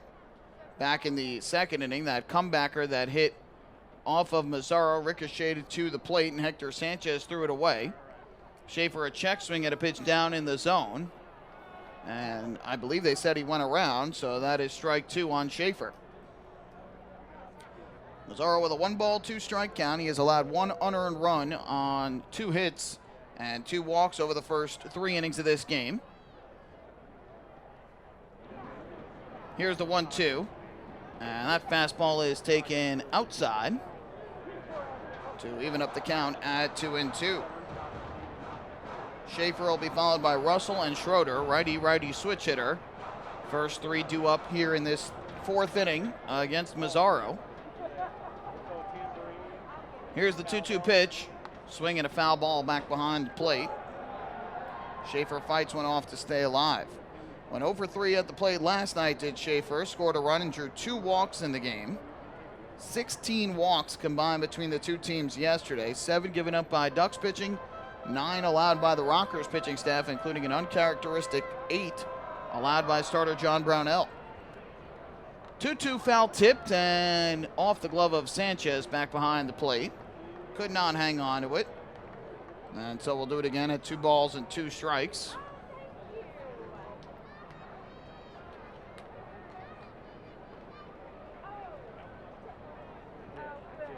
Mazzaro steps back up onto the mound for Long Island, looking in for the sign at home plate. Schaefer awaits. 2-2 is a breaking ball taken for a called strike 3. Schaefer disagreed. He thought it was low and away, and now hunched over at home plate in complete disbelief that that pitch was called strike 3. But the automated ball strike system says so, and there's the first out here in the 4th inning. The Rockers seemed visibly upset with it yesterday, thinking that the ABS hurt them in the game. First pitch here is hit on the ground towards third base, fielded by Romero. His throw to first is in time for the out. So 5-3 on the ground, out 2 away. I'm being told that we have lost video feed here at BB&T Point. We hope that you can still hear us, though. Apologies for that. It appears as though, again, the Rockers broadcast system has crashed over in the control booth over to my left, which powers their video stream. So we apologize if you have lost video, but we do believe you still have audio. And if that's the case, please just confirm that, let us know. The bats are back, by the way, flying all around above the playing field. First pitch is fouled off for strike 1 by Miles Schroeder, the center fielder, and the count 0-1. Schroeder with an RBI single through the left side in the second inning that scored Richie Schaefer from third base for High Point's lone run of the night thus far. From the windup, here's the 0-1. Schroeder takes a fastball that missed inside, and that'll even the count up at 1 ball and 1 strike. Mazzaro's retired the first 2, has yet to retire the Rockers in order tonight. Here's the 1-1. Schroeder a line drive caught at second base by Steve Lombardozi for the final out of the 4th inning. So a 1-2-3 inning by Vin Mazzaro, his first of the night, and that means it's a PSEG Long Island energy efficient inning. With energy efficiency programs from PSEG Long Island, saving on your electric bill is also as easy as 1, 2, 3. Visit PSEGLINY.com/save money. It's just one more way PSEG Long Island is making things work for you. Hey fans, this is pitcher Darren Downs, and you're listening to Ducks Baseball on the Long Island Ducks Broadcast Network. We asked people across Long Island, what does energy efficiency mean to you? Energy efficiency? It means finding ways to save a few dollars on my electric bill each month. PSEG Long Island is introducing smart technologies that let you control just how much energy you use. To me, it really is important to keep Long Island green so future generations can enjoy our island's beauty. And we're partnering on renewable sources that will keep Long Island sustainable for generations. Discover all of our energy efficiency programs at psegLiny.com/efficiency.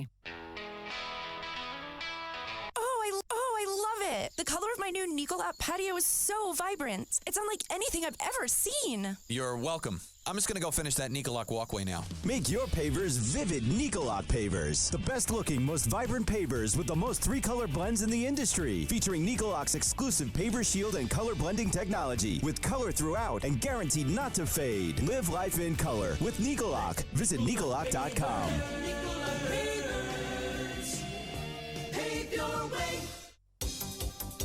Come for the cornhole and stay for the specials. Introducing the Long Island Ducks Adult Zone at Bethpage Ballpark. Head down the left field line on the main concourse and enjoy a variety of delicious craft beer and wine selections. Half-price domestic draft beers will also be available during all Thursday home games for Thirsty Thursday. And while you're there, be sure to play a few rounds of cornhole while taking in the Ducks game. The Long Island Ducks Adult Zone, your beer and wine headquarters at the ballpark.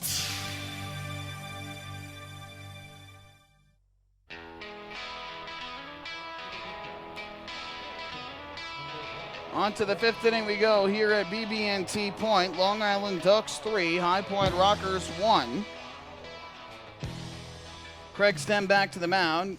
And the first pitch is to Vladimir Frias, who lifts a high pump up in the air to shallow center. Giovanni Alfonso, the shortstop, goes out. And he makes the catch, almost dropped it. Juggled the ball a little bit in his glove. But ultimately the ball was caught, and there is the first out of the top of the 5th inning. It appears as though our video stream is back up, so we appreciate your patience as the High Point Rockers dealt with some technical difficulties on the video side of things. We appreciate your patience. It seems as though all is fixed for the time being. So Frias is now 1 for 2 on the night with his pop out to the shortstop. Daniel Fields to the plate, swings first pitch and grounds it foul to the first base side. And the count 0-1. Daniel Fields a strikeout victim his first time up. That came back in the 3rd inning prior to the Ducks' 2-out rally. Aside from that 3rd inning, Craig Stem has retired the side in order in each of his other 3 innings on the hill. Fields here swings and misses, at a breaking ball. Thought he caught a little piece, but swung through it. And the count quickly 0-2. Again, Fields did not play last night. Darby Myers was in right field for the Ducks. Drew 2 walks, scored 2 runs, also grounded out and fly to center. Here Fields takes a fastball, and that one misses high and inside for ball number 1.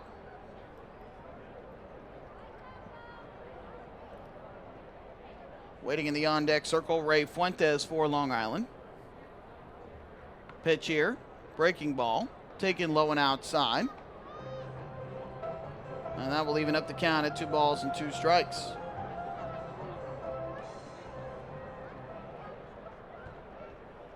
Stem comes set. Here comes the kick and the pitch. And Fields fouls another one off, this time back behind the plate to the first base side.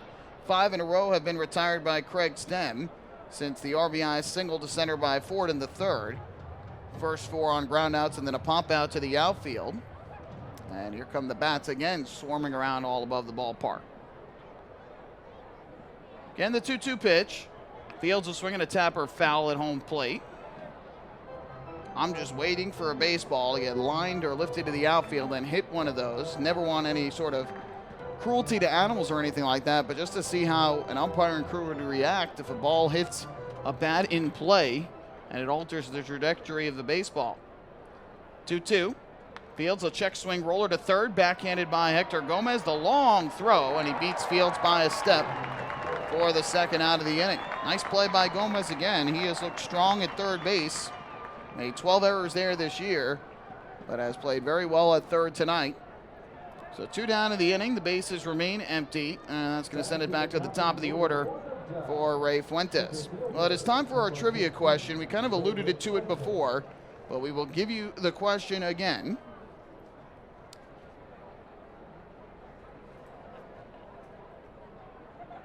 First pitch on the way from Stem to Fuentes.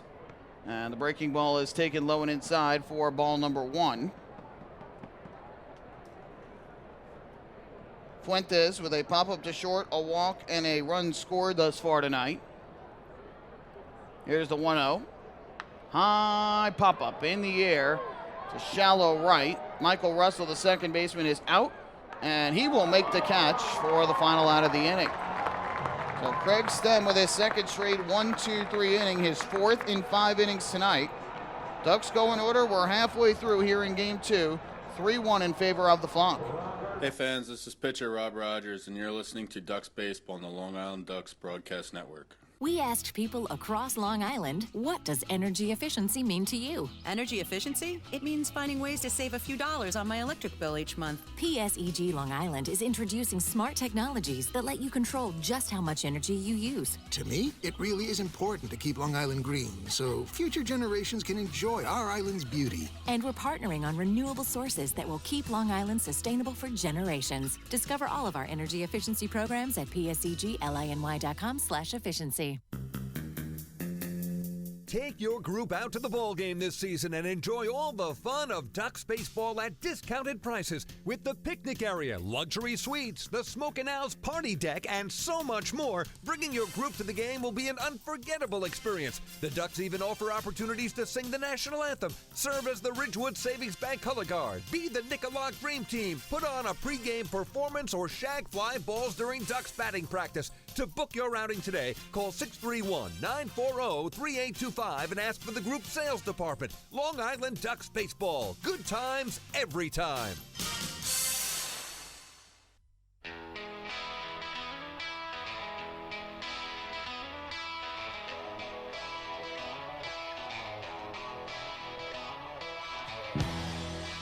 On to the bottom of the 5th inning. It is 3-1 Ducks. Just a quick note before we get to the bottom of the 5th inning.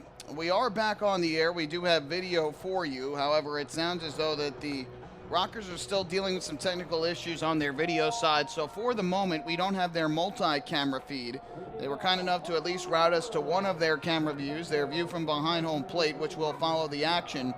So we do still have video for you. It just won't be the multi-camera feed that you have been seeing throughout the course of the game. Again, we apologize for any sort of inconvenience, but we do appreciate the Rockers' help in getting us the best possible video we could get to you, so you guys and gals have a good view of the game. First pitch here is lined up the middle on a diving catch at second by Steve Lombardozi. Excellent play as Lombardozi ranged up the middle, dove to his right, and made the catch on the line to rob John Nestor of a base hit. First out here in the 5th inning. We've seen some sloppiness from the Ducks tonight. They have committed 2 errors, but heck of a play there by Lombardozi. So 1 away in the 5th, and that'll bring up the shortstop, Giovanni Alfonso. I know we never got to our trivia question. We'll get it to you here momentarily as Mazzaro faces Giovanni Alfonso. First pitch is taken for a ball, the count 1-0. Again, the Ducks, prior to last night, had only won one other road game 1 in 9 tries during their postseason history. Swinging a foul tip by Alfonso. And that'll even up the count at 1-1. Who was the opponent and in what year did it happen? Their one other road game 1 win in franchise postseason history prior to last night. Who was the opponent? What year? 1-1. Swing and a miss. Alfonso cutting through the breaking ball from Mazzaro. It's 1-2. Alfonso struck out his first time up back in the 2nd inning. Mazzaro has 4 strikeouts on the night, 1 in every inning. Right-hander gets the sign and comes set. The 1-2. Alfonso was swinging a miss for strike 3 as he chased down in the dirt. Sanchez applied the tag. So make it 5 strikeouts on the night for Mazzaro. Second time he has struck out Alfonso tonight. And with 2 away, that's going to leave it up to first baseman Steven Cardullo.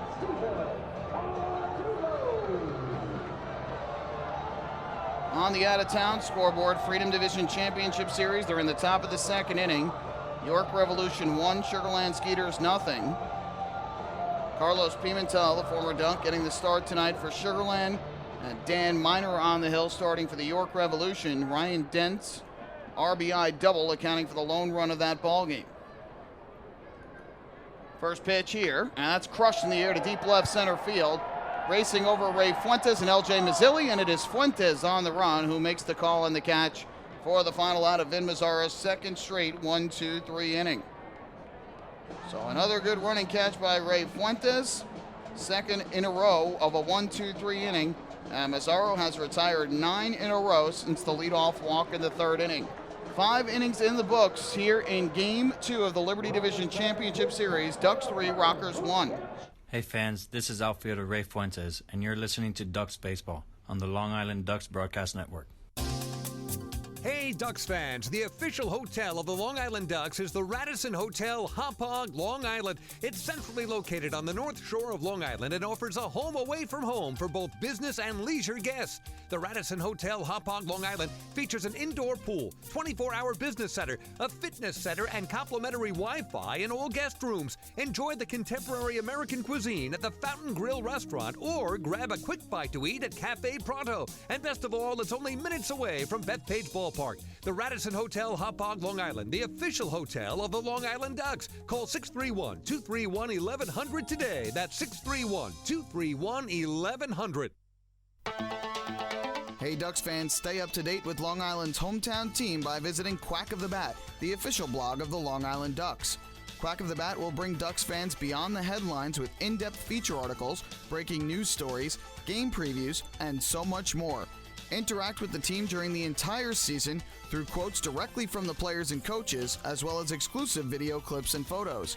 Check out the blog today at quackofthebat.wordpress.com.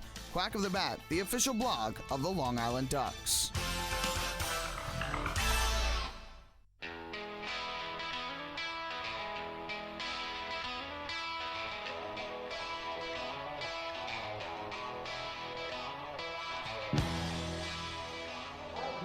To the 6th inning we go. The Ducks 3, the Rockers 1. Game 2 of the Liberty Division Championship Series. Craig Stem back to the mound to begin his 6th inning of work. He's pitched very well in 4 out of the 5 innings tonight. Steve Lombardozi takes the first pitch for a strike, and the count 0-1. Retired the side in order in the 1st, 2nd, 4th, and 5th innings did Stem, but that 3-run third right now the difference in the ball game. Lombardozi takes a fastball inside, down by the legs, had it back out of the way, and the count 1-1. Lombardozi put the Ducks in front in the third, a 2-run triple to right center field.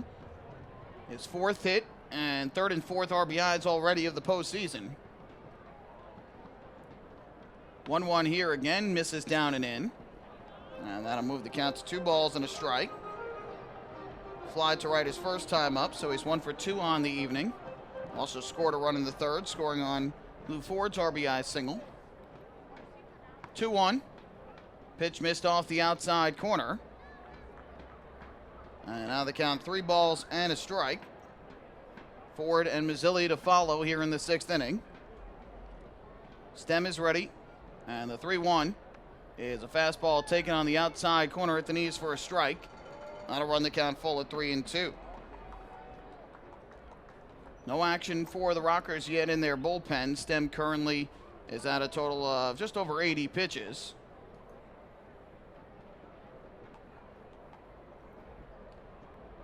Now, he's a guy who has been going the distance quite a bit this year, both with Southern Maryland and High Point. 3-2. Lombardozi takes, and the pitch misses for ball 4. So Steve Lombardozi is on yet again. He reached base safely 4 times last night and has done so twice more here tonight. A leadoff walk issued by Craig Stem. That ends a streak of 7 in a row retired by the righty since Ford's RBI single. And that is also his 2nd walk of the night. So Lombardozi is aboard to begin the 6th inning. And up to the plate will step Lou Ford from the right side of the plate. We'll have the answer to our trivia question coming up here momentarily. First pitch. Ford takes way down and away. There's ball number 1. Lombardozi unable to advance from first base as Nestor caught the baseball. And last night was only the second Game 1 road win for the Ducks in their franchise postseason history. This is their 14th year in the playoffs, but only 2 road wins in Game 1s. Lombardozi going for second. Ford hits a shot. Fair inside the bag at third, and that's down the left field line. Lombardozi's going to round third. He'll score easily, and in at second base with an RBI double is Lou Ford. His second hit, second RBI of the night, and the Ducks extend their lead to 4-1 here in the 6th inning. Ford with a smash to third, and it just stayed fair according to Lindy Hall, the third base umpire. So for Ford, he is 2 for 3, a single, a double, and 2 RBIs on the night. Lombardozi scores his second run of the ball game. And a walk and a double, just like that, have the Ducks ahead by 3. So now Ford at second base with nobody out. LJ Mazzilli up, and he takes the first pitch down in the zone for ball number 1. Mazzilli is 0 for 2 in this game with a pair of groundouts, 1 to third, 1 to second. Stem comes set, and the pitch. Mazzilli takes another breaking ball. Again, that misses, and the count goes to 2 balls and no strikes. Stem has done a good job against the middle of the order. Mazzilli, Sanchez, Romero, and Washington have combined 0 for 8 thus far in the game. It's been the top and the bottom that have done the damage. 2-0. Mazzilli hits a high fly ball, deep to left. Back goes Lattimore to the track, at the wall, and you can't forget it. A mammoth 2-run home run over the left field fence off the bat of L.J. Mazzilli. His first home run of the postseason. The Ducks have put 3 on the board here in the 6th, and they now lead the Rockers 6-1. Oh, what a shot by Mazzilli. No doubter off the bat into the bleacher seats in left. And L.J. Mazzilli with his first playoff home run has put 2 more runs up on the scoreboard for Long Island.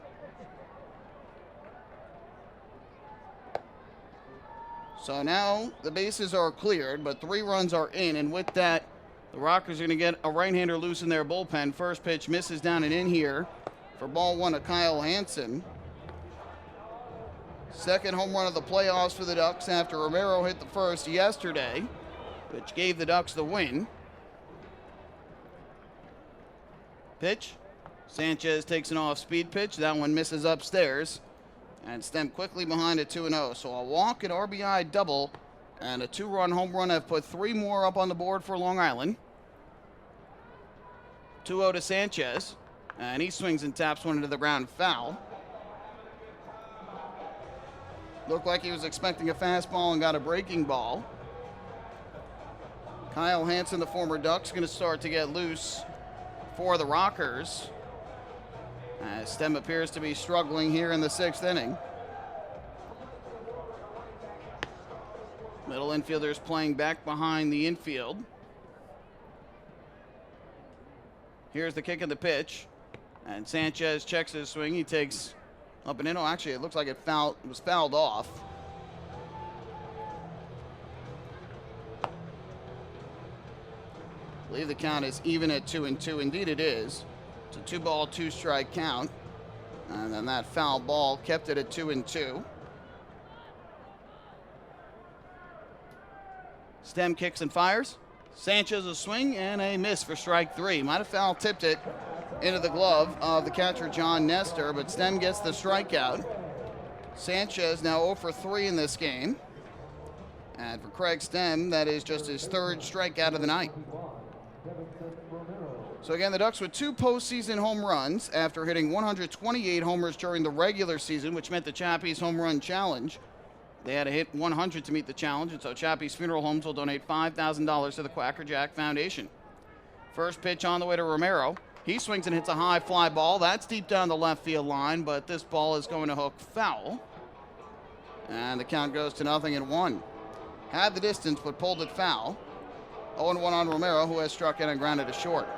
Again, the Ducks had only previously, before last night, won one other road game one in franchise history. And what year did it happen and against whom? The answer, 2012 Liberty Division Championship Series when the Ducks defeated the Blue Crabs 4-3 down in Southern Maryland. Romero grounds one foul towards the Ducks dugout on the third base side. And that'll quickly run the count to 0-2. Ducks actually took the first two games of that series on the road, 4-3 and 3-1.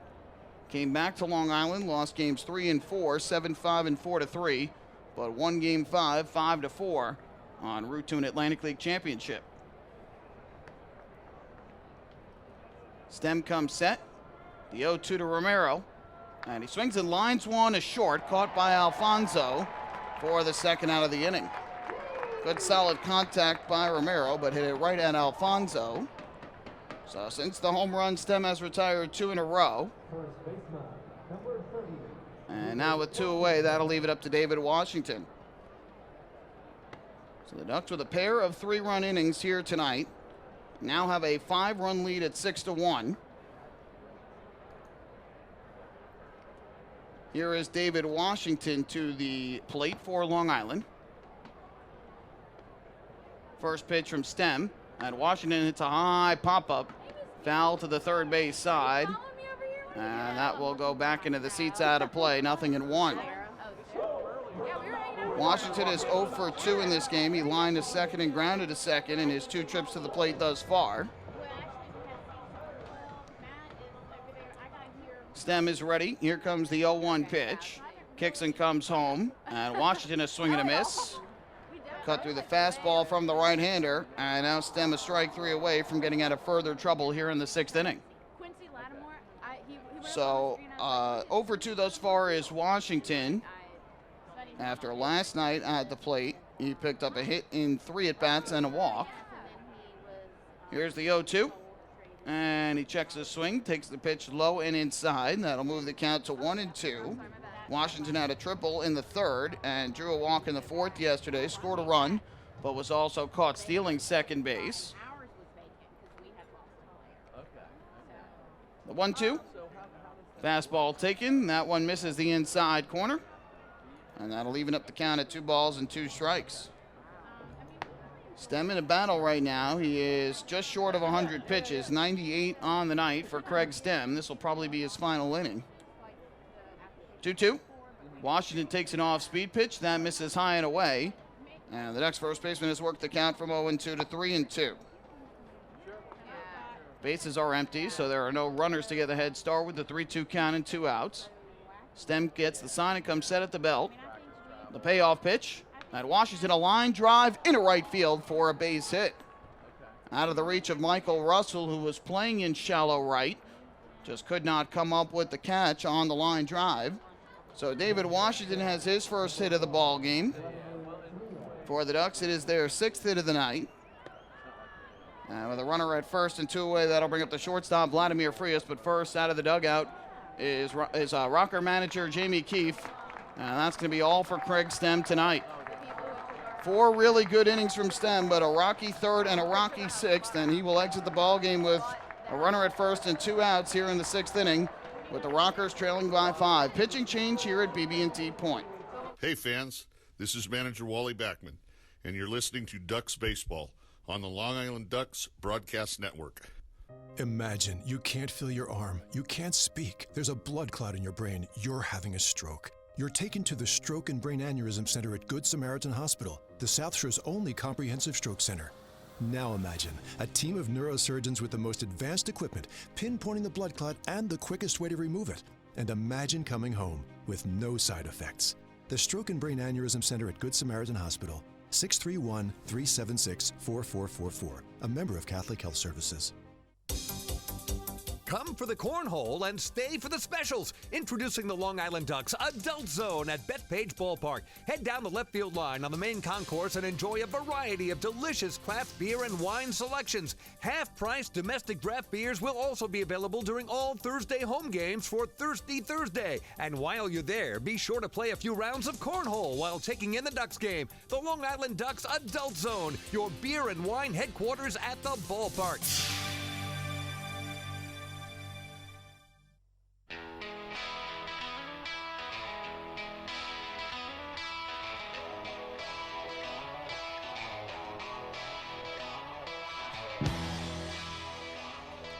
So it's going to be right-hander Kyle Hansen who takes over on the mound for the High Point Rockers. We play in the top of the 6th inning.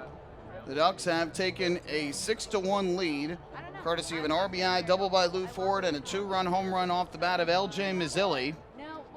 So both the threesome of Lombardozi, Ford, and Mazzilli, 2, 3, and 4 in the order, each have 2 RBIs on the night. And after a single by Washington into the night for Craig Stem, it'll be Vladimir Frias to the plate to face Kyle Hansen. First pitch on the way from Hansen, and Frias will take the pitch down in the zone for ball 1. We do apologize for the conversation going on in the background. There is a group of 3 people standing right below the crowd mic here, down the right field line. So we'll try and talk over it as much as we possibly can. Here comes the 1-0 from Hansen. Kicks and delivers. Frias takes, and the off-speed pitch misses outside for ball number 2. Frias singled up the middle and scored back in the 3rd inning. He popped to short in inning number 5. So 1 for 2 on the night with a run scored after picking up a couple of hits in last night's game for the Ducks. Scored twice as well. Hansen looks in for the sign and comes set. His 2-0 on the way to Vladimir Frias, and the pitch is swung on and missed for strike number 1. Hansen did not pitch in the game last night for the Rockers. This year, he appeared in 24 games and was 0-1 with a 2.08 ERA and 3 holds on the year. Washington takes his lead at first base. It'll be a 2-1. Hansen, the long wait, now delivers home. And Frias lifts a fly ball in the air to left. Backing up and making the catch, Quincy Lattimore for the final out here in the 6th inning. So Hansen comes in and prevents any further damage. However, the Ducks score 3 runs in the inning on a total of 3 hits and a walk, just as was the case in the 3rd inning. No errors and a man left on base. We have played 5.5 innings here in Game 2. It's the Ducks 6 and the Rockers 1. Hey fans, this is infielder Steve Lombardozi, and you're listening to Ducks Baseball on the Long Island Ducks Broadcast Network. Going way back is Joe Holden. And he is looking up, and that one is headed to field 5 at Robert Moses. The waves are gnarly, and the Ducks have tied it at 1. That was another home run for the Ducks. And Duck fans, what's more fun than a home run that helps the Ducks win a game? How about a homer that helps the community win? Chappies Funeral Home and the Long Island Ducks have once again teamed up for the Chappies Home Run Challenge. If the Ducks hit 100 homers this season, Chappies Funeral Home will donate $5,000 to the Quackerjack Foundation. So every time a Ducks hitter goes deep this season, watch for the Chappies Challenge home run count on the scoreboard. And if we reach 100, we're all a winner. Chappies Funeral Home, where caring for others is a family tradition. Can't get enough of the Long Island Ducks? Well, now you can get even more inside info on your favorite hometown team through Facebook and Twitter. The Ducks are constantly updating fans through social media with scores, transactions, ballpark promotions, and much more. You can even win great prizes. All you'll need to do is make a free account on Facebook and Twitter, and then visit us at facebook.com/LIDucks and twitter.com/LIDucks. Think you're Long Island's biggest Ducks fan? Get connected now.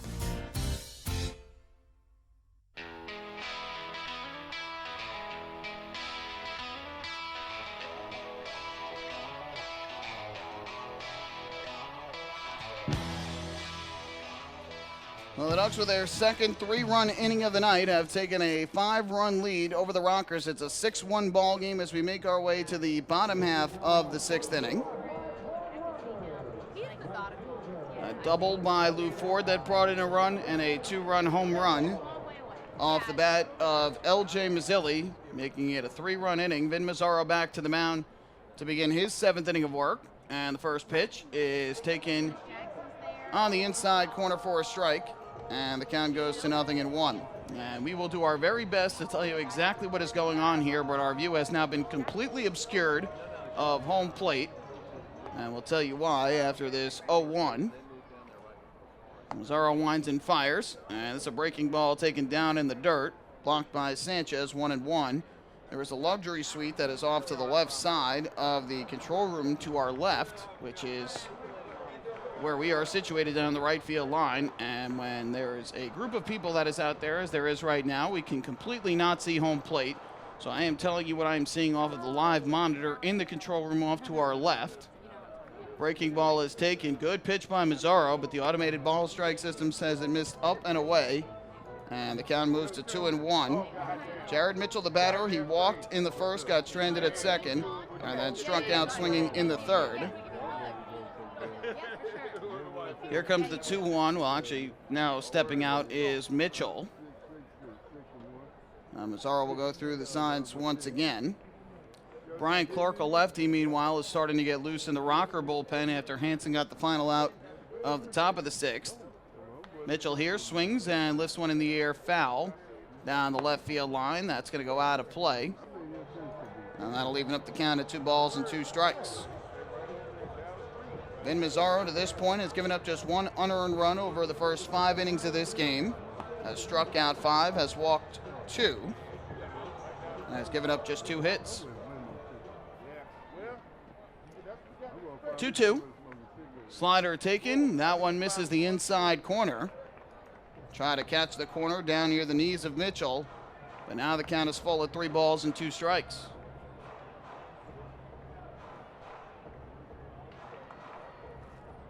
So we'll have a payoff pitch up coming to Mitchell, who'll be followed by Gomez. And here Mitchell swings and hits one in the air to deep center. Ray Fuentes drifts back, and he'll make the catch for the first out of the inning. Boy, Jared Mitchell made all Ducks fans and the entire Ducks dugout all hold their breath. In the bottom of the 9th yesterday, representing the winning run at the plate with the tying run on, Mitchell hit one to the warning track in center, which is 400 feet away from the plate. The wall is, and on the warning track, Ray Fuentes hauled in the deep drive for the final out of the game. Hector Gomez takes the first pitch for a ball, and the count goes to 1 ball and no strikes. Gomez tonight has lined to second and grounded to third in his 2 at-bats thus far.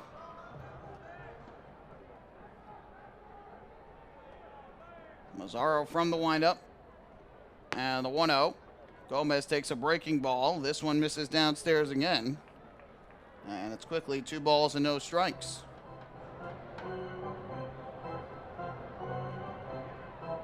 So it looks as though Clark will come in to pitch the 7th inning for the Rockers. Nothing doing for the Ducks in their bullpen. 2-0. That one just missed. Oh, it looked like a pretty good pitch from what we could see, but I believe they said it was inside. So now 3-0 on Gomez. And another out of the zone will put a runner on for Quincy Lattimore. Right-hander kicks and deals. And that fastball is taken high, ball 4.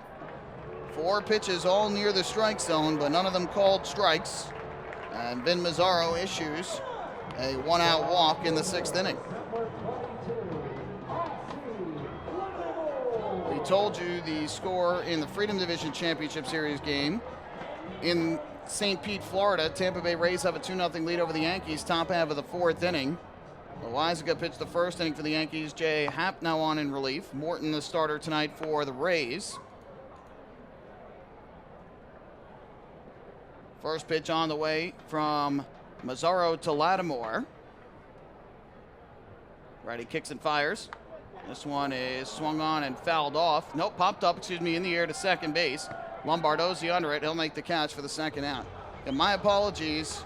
I do not mean to seem like I sound like I have no idea what I'm calling, but it is incredibly difficult right now, whether looking down a home plate or looking through the control booth to my left and at the monitor, where multiple people are standing in my view of the monitor, to exactly see what's going on here. So I'll do my best. Ultimately, I'm happy that you all have the best possible view of the action, but I will do my best to let you know exactly what is going on.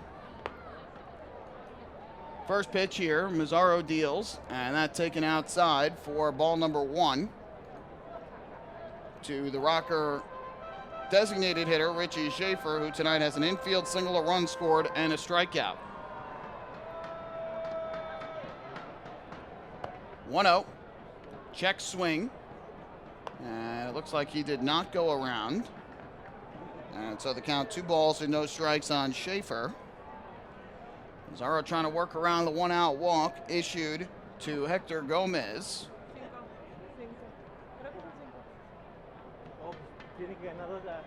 Mazzaro gets the sign.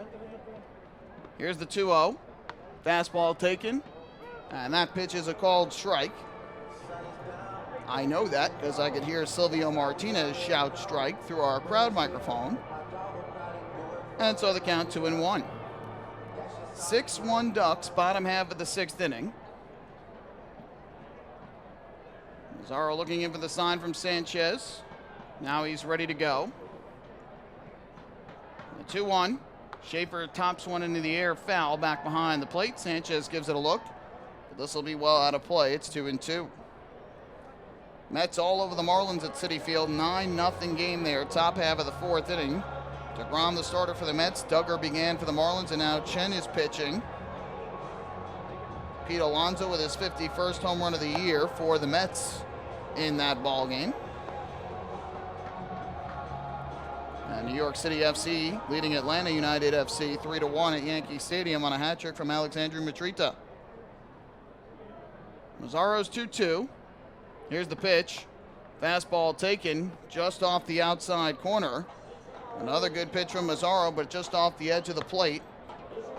And now the count full at 3-2. Looks like Brian Clark is ready to come in for High Point. He's just waiting for the end of this 6th inning. Gomez will get the head start here with a 3-ball, 2-strike count and 2 men out. Mazzaro's pitch, and the breaking ball is taken for a called strike 3. Down looking goes Richie Schaefer. Mazzaro continues his strikeouts in 1 in every inning. He's got 6 on the night over 6 innings of 1-run ball thus far. No runs for the Rockers, no hits. They get a walk and leave a man on base. To the 7th inning we go here in North Carolina. Ducks 6, Rockers 1. Hey fans, this is infielder Vladimir Frias, and you're listening to Ducks Baseball on the Long Island Ducks Broadcast Network.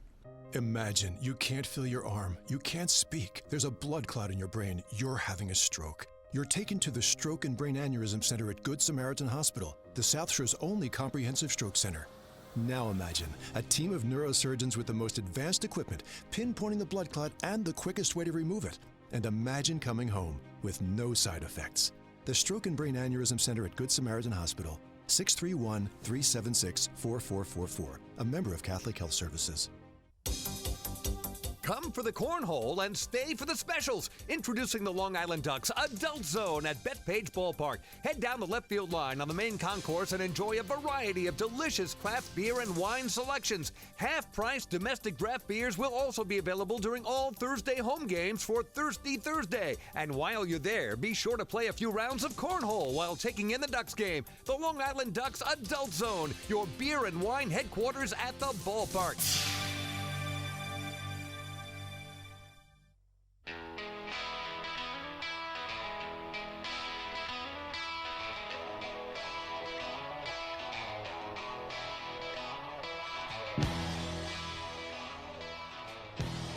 Seventh inning coming up here in High Point, North Carolina. The Ducks leading the Rockers 6-1. Fans Fresh Local Coffee is brewing at the first and third base concession stands at Bethpage Ballpark. Homebrewed iced coffee is available at the Duck Island Kitchen. Grab yourself a hot or iced Ducks blend from Hampton Coffee Company on your next visit to the ballpark. Brian Clark will come into the game as the lefty reliever for the Rockers after Kyle Hansen got the final out of the 6th, getting Vladimir Frias to fly out to left. So Brian Clark will come on to pitch the 7th inning. And for the Ducks, it'll be their 9, 1, and 2 hitters in the order. Daniel Fields will start. He'll be followed by Ray Fuentes and then Steve Lombardozi. 6 strong innings thus far for Vin Mazzaro. The right-hander to this point has thrown 80 pitches, 49 for strikes, so probably another inning in him. We'll have to, of course, wait and see, but right now nobody warming for the Ducks. First pitch from Clark, and Fields will swing and miss for strike number 1. Ducks with 6 hits in this game. They have also drawn 2 walks.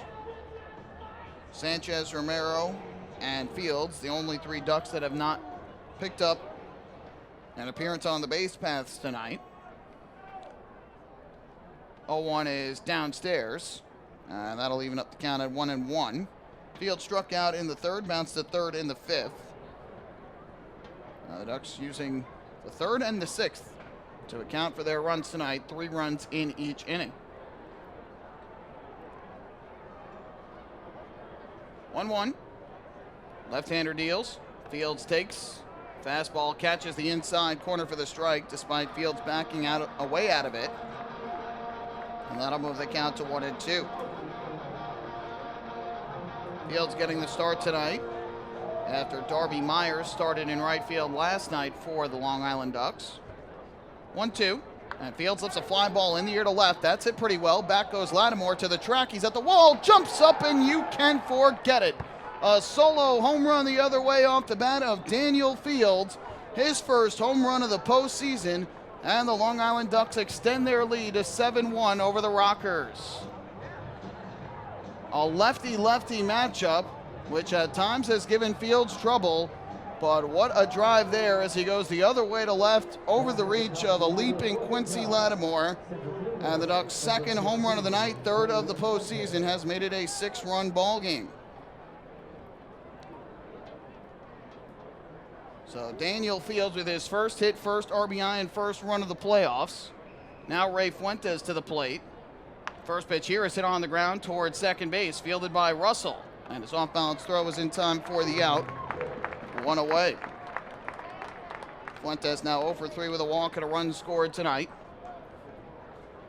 So Daniel Fields, after being retired his first 2 times to the plate tonight, goes the other way for a home run. He hit 14 long balls this season, 5 more than he had hit all of last year. Now the Ducks now with 3 postseason home runs after they hit 128 home runs during the regular season. First pitch to Steve Lombardozi. He takes a fastball high for ball 1. Again, because the Ducks hit 100 or more home runs, they have met the Chappies Home Run Challenge. And Chappies Funeral Homes will donate $5,000 to the Quacker Jack Foundation.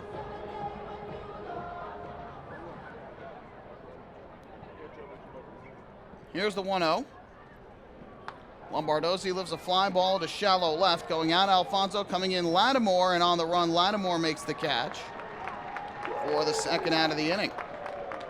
Almost perfectly placed between the 2, but ultimately Lombardozi with the fly out.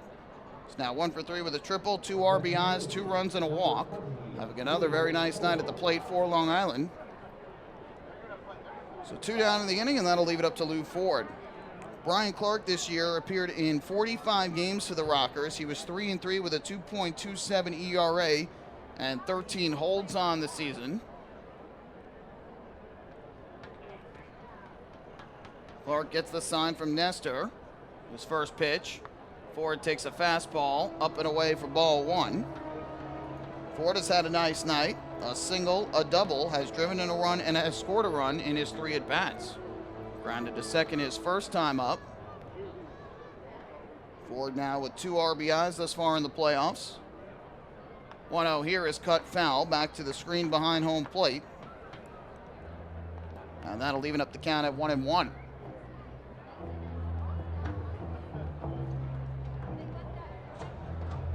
So the Ducks now with a 7-1 lead over High Point as we play here in the top of the 7th inning. Ford digs in. Clark gets the sign from Nestor. The 1-1. Ford a swing and a miss. Went after the high fastball and cut through it from Clark. The count 1-2. Stem ended up going 5 2/3 innings for the Rockers. He allowed 6 runs, all earned on 6 hits. Walked 2, struck out 3. Gave up the home run to Mazzilli, and he threw 100 pitches on the night, 64 of them for strikes. The 1-2 from Clark. Ford takes a fastball that's on the outside corner for strike 3 called. So Lou Ford goes down looking. That'll put an end to the top of the 7th, but the Ducks had another run on the leadoff solo home run by Daniel Fields. 1 hit in the inning, nobody left on base. Time to stretch here at BB&T Point. It's the Ducks 7 and the Rockers 1. Hey fans, this is pitcher Clint Freeman.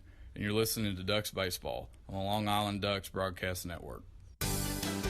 Sayville Ford, the no-fees dealer, has been family-owned and operated since 1957. Their state-of-the-art facility features a spacious showroom with a giant inventory of new, pre-owned, and commercial vehicles. Plus, every vehicle comes with a 10-year, 100,000-mile powertrain limited warranty. Some exclusions apply. And their service department is open from 6 a.m. to 1 a.m. with enclosed service drives for your convenience and comfort. Sayville Ford, Long Island's Ford giant, is conveniently located off exit 50 on Sunrise Highway or online at SayvilleFord.com.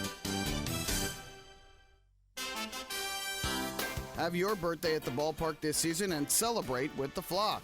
Kona Ice birthday party packages with the Long Island Ducks are now available. Each package includes 10 box seats, a commemorative birthday t-shirt, and autographed baseball. Refreshments including hot dogs, chips, cupcakes, frozen ice treats, and so much more. Best of all, the birthday child will stand on the dugout while the entire crowd sings happy birthday. Reserve your party today by calling the group sales department at 631-940-3825.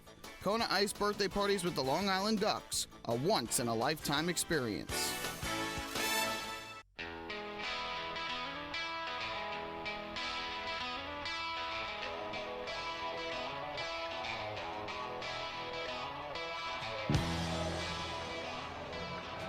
Bottom of the 7th inning here in North Carolina. 7-1, the Ducks in front of the Rockers. Daniel Fields with a solo home run to left, leading things off in the top half of the 7th inning, extending the Ducks' lead up to 6. Now Vin Mazzaro will come out to the mound to begin his 7th inning of work tonight. Struck out at least one in every inning. It'll be Michael Russell, the second baseman, to get things started, and the first pitch to him is line foul down the left field line into the Ducks bullpen. And the count 0-1. Mazzaro begins the inning with 80 pitches on the night. Worked around a one-out walk in the 6th inning. Mazzaro had retired 10 in a row before that walk. Here's the 0-1. And that fastball taken inside. Evens the count up at 1-1 on Russell. 2 groundouts on the night thus far for Russell. Schroeder will be next, and then Nestor. Righty switch righty. Here comes the 1-1. And the pitch is a breaking ball taken for a strike. And that will run the count to 1-2. Meanwhile, the Rockers have started to get right-hander Kyle Halbone loose in the bullpen down the right field line in front of us. The 1-2 from Mazzaro. Breaking ball taken down and away. He would not chase. Good eye by Russell. It's 2-2. Ducks out hitting the Rockers 7-2 in the game. Long Island committed 2 errors early, one of which led to a run. That's the only run High Point has scored at this point. Now the 2-2. Russell swings, hits a ground ball toward short. Charging Frias, bare hands, throws, and they got him. Oh, what a play by Vladimir Frias. Had a range in on it. He fielded it with the bare hand on the ground and threw a perfect strike to Washington at first for out number 1. That's a great play. That's not easy to come up with the ball with a bare hand and throw all in one motion, but if Frias doesn't do that, Russell probably beats it out. He had 21 stolen bases in 22 attempts this year with the Rockers. So Frias knows the speed of Russell. Great awareness of the situation and a great play by the Duck shortstop. So with 1 out, here's Miles Schroeder. First pitch to him is cut on and missed for strike number 1. Schroeder tracing the breaking ball downstairs. He has driven in the lone run of the night for High Point with an RBI single through the left side back in the 2nd inning. Then lined out to second base his last time up in the 4th. Here he swings and taps one into the ground foul at home plate. Now that'll move the count to 0-2. Again, just 2 hits for High Point, both coming in the 2nd inning. The infield single off of Mazzaro by Schaefer, and that RBI single to left by Schroeder.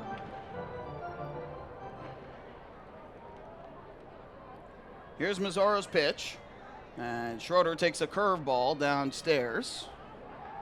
Would not bite on it, and the count moves to 1-2. Mazzaro went 7 innings a couple times during the regular season. Oh, I'm sorry, they said strike 3. I totally got fooled there. I did not think the at-bat was over, but I guess they said that Schroeder went down swinging on it, so there is strikeout number 7, and 2 away in the inning. Well, they said he actually went down looking on it. So a called strike on a curveball. My mistake, I totally missed that. With 2 away, here's John Nestor. First pitch to him is grounded foul to the third base side for strike 1. So 7 strikeouts from Mazzaro. Again, 1 in every inning of the game. Schroeder went down looking on strikes, and it's 0-1 here on Nestor, who has popped to short and line to second. Again, apologies for that. I did not see anything from home plate umpire Silvio Martinez, but I'm very far away.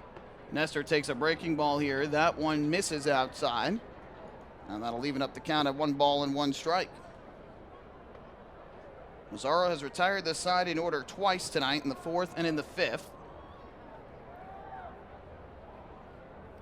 From the windup, the 1-1.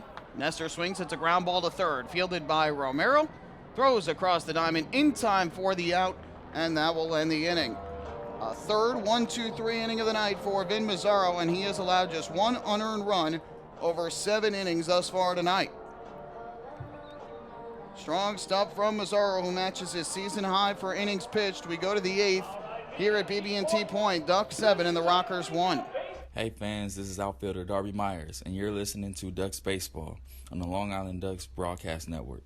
Oh, I love it. The color of my new Nicolot patio is so vibrant. It's unlike anything I've ever seen. You're welcome. I'm just going to go finish that Nicolak walkway now. Make your pavers vivid Nicolak pavers. The best looking, most vibrant pavers with the most 3-color blends in the industry. Featuring Nicolak's exclusive paver shield and color blending technology. With color throughout and guaranteed not to fade. Live life in color with Nicolak. Visit Nicolak.com.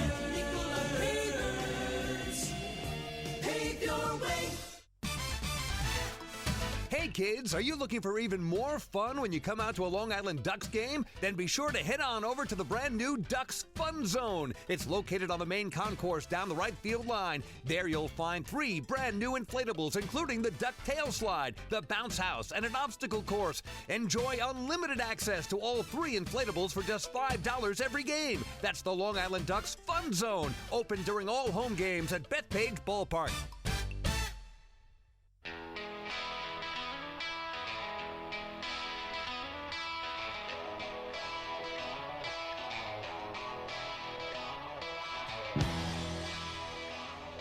Michael Pollock with you here at BB&T Point in High Point, North Carolina. We move to the 8th inning in Game 2 of the Liberty Division Championship Series. The Long Island Ducks have the lead by the count of 7-1. Vin Mazzaro has given up just 1 unearned run tonight. It came way back in the 2nd inning, and has otherwise tossed 6 scoreless innings on the night. 7 strikeouts for the righty in his first ever start against the Rockers and his first postseason start for the Ducks.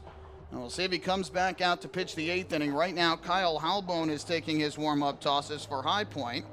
He is set to come on and pitch here in inning number 8 after Brian Clark tossed an inning in the 7th and allowed the run on the leadoff home run by Daniel Fields.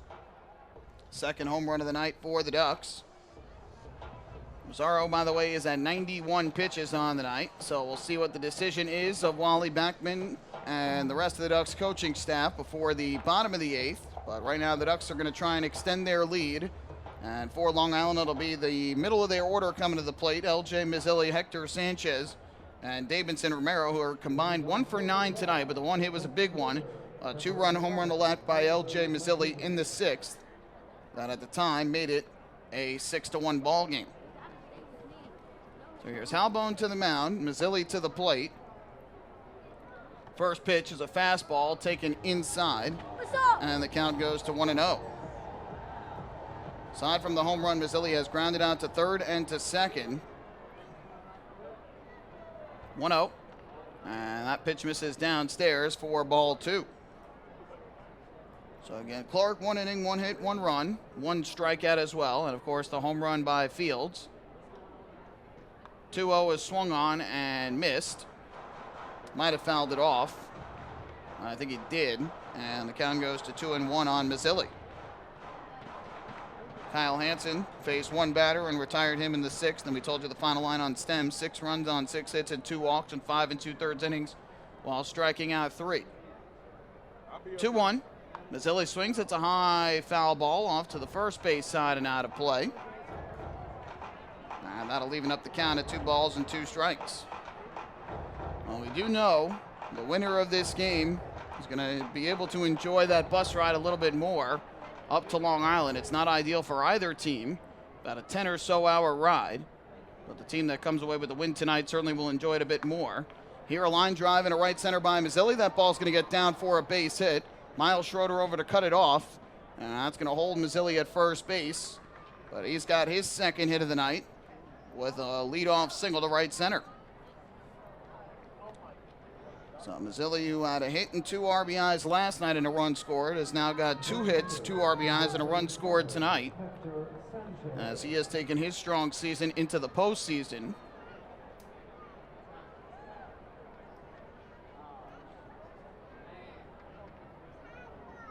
First pitch on the way to Hector Sanchez, and he'll take a breaking ball that misses upstairs for ball number 1. Sanchez and Romero, the next 2 hitters, 0 for 3 each. Sanchez has fly to left, grounded to third, and struck out. 1-0. And that pitch taken outside. Albone having a little trouble finding the strike zone here out of the bullpen. He is now behind 2-0 for the second straight hitter. Mazzilli takes his lead at first. Albone kicks and delivers. Sanchez takes down and in, down by the feet. But a good play by Nestor to keep it near home plate. It's 3-0. Albone this year made 15 appearances for High Point, had a 1-0 record, a 1.89 ERA, and 3 holds on the season. 16 strikeouts to 5 walks in 19 innings of work. Have to think Sanchez will take all the way, but we'll see. We've seen him swing away at 3-0 sometimes. Here's the 3-0. He does take, and the fastball catches the inside corner for a strike, 3-1. Albone also spent time with the Chicago Dogs of the American Association. Sanchez here crushes one in the air to right center field. Miles Schroeder racing back, and he'll make the catch for the first out of the inning. Good, solid contact off the bat of Hector Sanchez, but it hung up there long enough for Schroeder to make the grab. And there's the first out here in the 8th inning. That ball gets into the gap. Ducks probably add another run. The Adams shaded over towards right center anyway. So 1 down in the inning. That'll bring up the third baseman, Romero. And now Schroeder will head more towards left center field. Albone's first pitch to Romero. Kicks and delivers. And Romero, a check swing at a ball down in the dirt. I believe they said he went around. And so the count goes to 0-1. Romero has struck out, grounded to short, and lined to short. The big home run in the 8th inning last night, a leadoff solo blast off of Sam Runyon. That put the Ducks in front 8-7 before Cody Mincy came in for a 6-out save. The 0-1. Romero swings and misses. That'll run the count quickly to 0-2. Albone, a Massapequa native, stands on the hill at 6'8", 230 pounds, 26 years old. Here Romero lifts a fly ball in the air to shallow left field. On the run is Lattimore, and he won't get it. It'll land for a base hit. Takes a big hop and almost went over his head. So Davidson Romero's got his first hit of the ball game for the Ducks. That is their 8th hit of the night. Check that, 9th hit of the night. So Mazzilli moves from first to second. Romero reaches at first. He's now 1 for 4. And that'll bring up David Washington to the plate.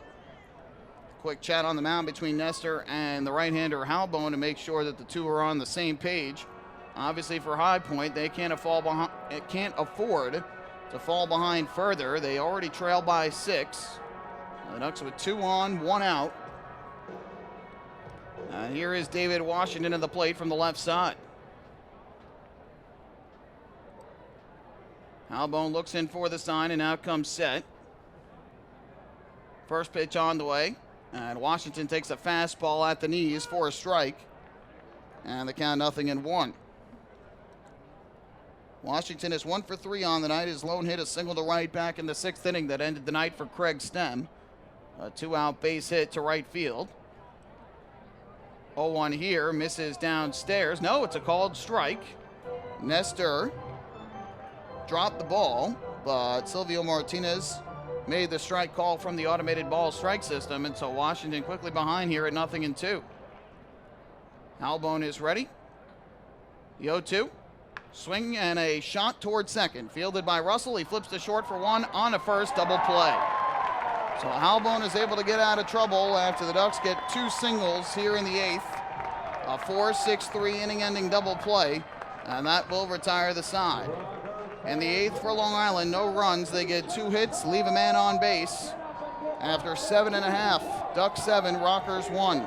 Hey fans, this is pitcher Vin Mazzaro, and you're listening to Ducks Baseball on the Long Island Ducks Broadcast Network.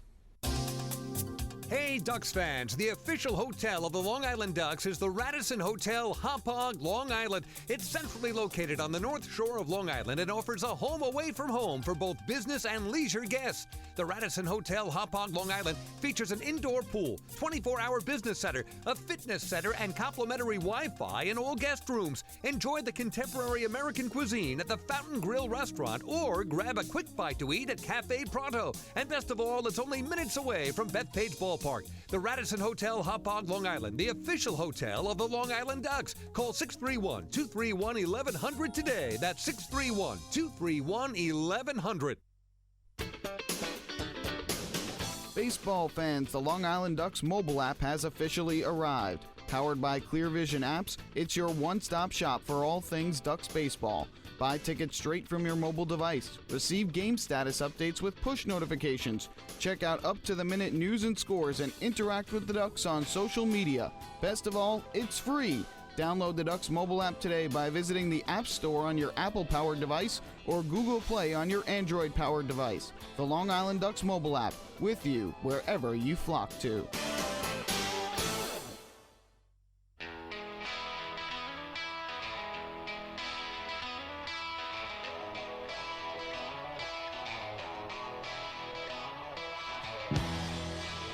Bottom of the 8th coming up here at BB&T Point. It is the Ducks 7, the Rockers 1 in Game 2 of the Liberty Division Championship Series. Vin Mazzaro will head back to the mound for his 8th inning of work. Right-hander has allowed just 2 hits and 1 unearned run over the first 7 innings of this game. Has walked 3 and has struck out 7. It'll be 9-1-2 in the order for High Point. Giovanni Alfonso will start with Steven Cardullo and Jared Mitchell to follow. First pitch. And Alfonso takes a breaking ball over the outside corner for a strike, 0-1. Alfonso has 2 of the strikeouts from Mazzaro tonight as he went down swinging in the 2nd and again in the 5th. The 0-1, swing and a miss, chased another breaking ball downstairs. And Mazzaro's quickly in front at 0-2. Trevor Frank has begun to get loose for High Point in their bullpen down the right field line. So it appears he will come on to pitch the 9th inning. 0-2. And Alfonso was swinging a miss for strike 3. He went after a slider diving down and away. Nasty pitch from Vin Mazzaro. Strikes out Alfonso for the 3rd time tonight. And now 8 strikeouts on the night for the Long Island Ducks right-hander. And Mazzaro had gone as far as 7 innings twice during the regular season. August 14th in Game 2 of a doubleheader against York. And then again, on August 25th in New Britain, he went 7 innings. Tonight, thus far, 7 1/3. Back to the top of the order we go, and it's Steven Cardullo coming to the plate. Mazzaro looks in for the sign. His first pitch on the way. And Cardullo will take down and in for ball number 1. Cardullo in this game is 0 for 2 with a walk. Line to short in the 1st, line to center in the 5th. He picked up the walk in the 3rd, stole 2nd, but was stranded there.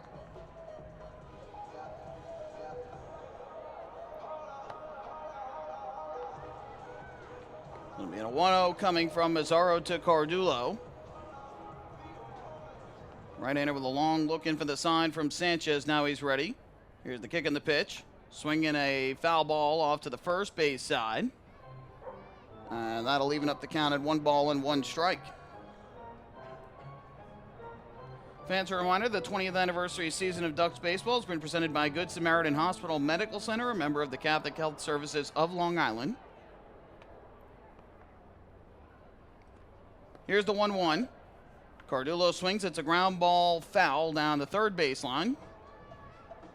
And that'll run the count to 1-2.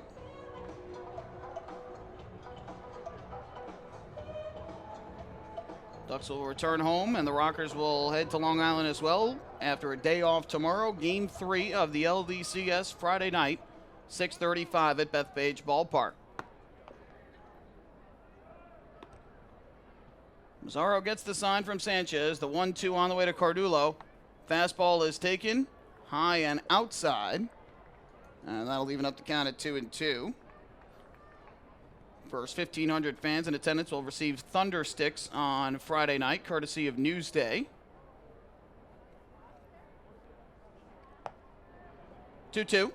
Cardullo takes a breaking ball. That one misses the inside corner. Now the count full at 3-2. Ducks will also be giving out PC Richard & Son gift cards to a lucky fan every time the Ducks score during the game on Friday night.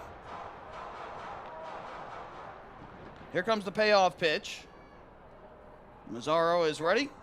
And the 3-2 is a breaking ball taken on the inside corner. Strike 3 called. Steven Cardullo goes down looking. Back-to-back strikeouts from Mazzaro to begin the 8th inning. And he's got 9 strikeouts on the night here in Game 2. Nasty curveball there from Mazzaro, who continues to throw with good accuracy here in this game. Terrific pitch on the inside corner, buckled the knees of Cardullo. So with 2 outs and the bases empty, here's Jared Mitchell to the plate. First pitch, and he swings and misses at an off-speed pitch for strike 1.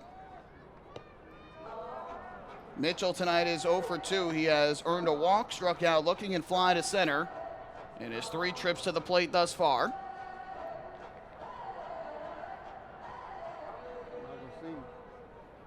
Mazzaro ready to go. And the 0-1. Mitchell takes a breaking ball down and inside. Blocked in the turf by Hector Sanchez. And that'll even the count at 1-1. And Mitchell was 0 for 4 last night. Only time he got on was that bases loaded walk issued by Miles Smith in the 7th inning. 1-1. Breaking ball is taken low. Another good pitch with good movement. That slider from Mazzaro, but just missed downstairs. The scoreboard shows 1-2. I have 2-1, so I'm not quite sure what the count is here. Here's the pitch, and Mitchell fouls one back behind home plate. So I know for sure now that there are 2 strikes. It was 2-1, and now it is 2-2. So I did have that correct. 2-2 the count on Jared Mitchell. Mazzaro now at 104 pitches on the night, 65 of them for strikes. Time called at home plate as Jared Mitchell gets reset in the batter's box. 2-2. Mitchell takes downstairs. Try to get him to chase, did Mazzaro. He would not do so, and now the count is full at 3-2. Hector Gomez waits in the on-deck circle for the Rockers. Mazzaro looks into the plate. He's ready to go. Payoff pitch is down and in for ball 4. So Mazzaro missed with a slider down and in. A 2-out walk issued to Jared Mitchell. Second time that Mitchell has walked tonight. And the 4th walk issued by Vin Mazzaro. So a 2-out base runner for the Rockers as Jared Mitchell gets on. And that'll pass the baton along to third baseman Hector Gomez.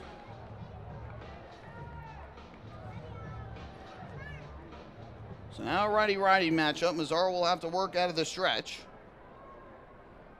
Ends a streak of 7 in a row retired by the righty. And the first pitch fastball here taken for a strike by Gomez, 0-1. Gomez picked up the base on balls in the 6th inning with 1 out. That ended a streak of, at the time, 10 in a row retired by Mazzaro. So 17 of the last 18 retired by Mazzaro prior to that walk by Mitchell. The 0-1. Gomez swings, taps one into the ground, back to the mound, but he fouled that ball off his foot or his leg. And Gomez lying face first down in the turf near home plate. So Mazzaro has the count of 0-2, but now the concern is for Hector Gomez, who has played a very good third base tonight for the Rockers. He has gotten back up to his feet, but is severely hobbling at home plate. A hard foul ball, I believe, off of that left leg, that front leg of Hector Gomez. Jamie Keefe, the manager of the Rockers, is out there to check on him. Billy Horn, the former Ducks pitching coach, who is now the bench coach for the Rockers, making sure that he is okay. And Jamie Keefe, who is coaching down at third base, also checking in on him. Keefe, the manager for High Point. The trainer for the Rockers is out there as well. That's Zach Schnurr. And Gomez, a valuable part of this High Point team, but boy, did he take that foul ball pretty hard off his leg. Seems to be okay. And I'll get a nice hand from the fans here at BB&T Point as he makes his way back up to home plate.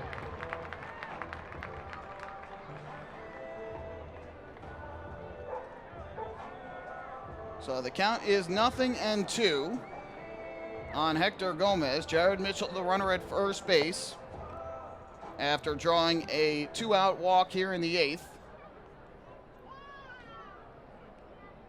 Mazzaro goes back to the mound, and we'll look in for the sign from Hector Sanchez. Quick throw over to first, and Mitchell dives back safely. Not a bad idea for Mazzaro, keeping a close eye on Mitchell, trying to see if he could catch him napping there at first for the final out of the inning.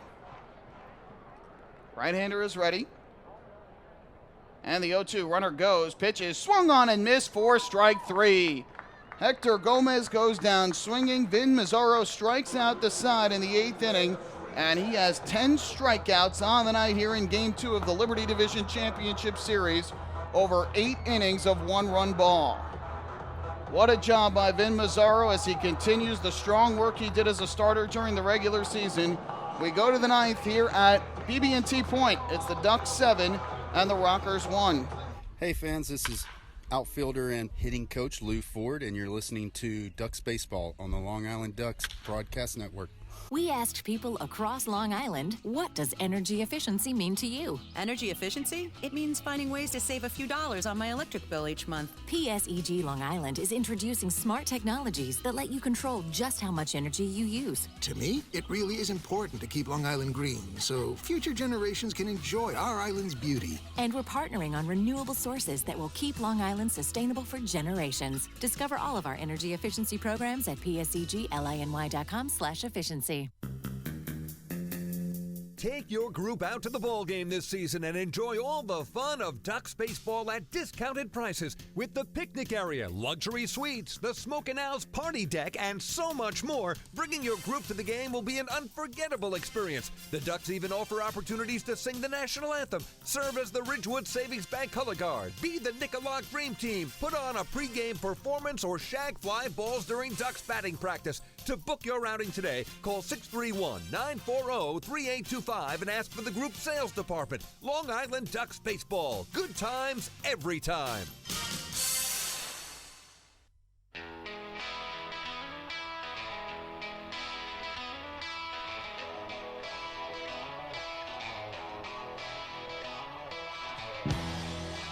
What more can you say about the job that Vin Mazzaro has done here tonight, as he is trying to give the Ducks a 2-0 lead in this best-of-5 Liberty Division Championship Series before the Ducks head back home to Long Island.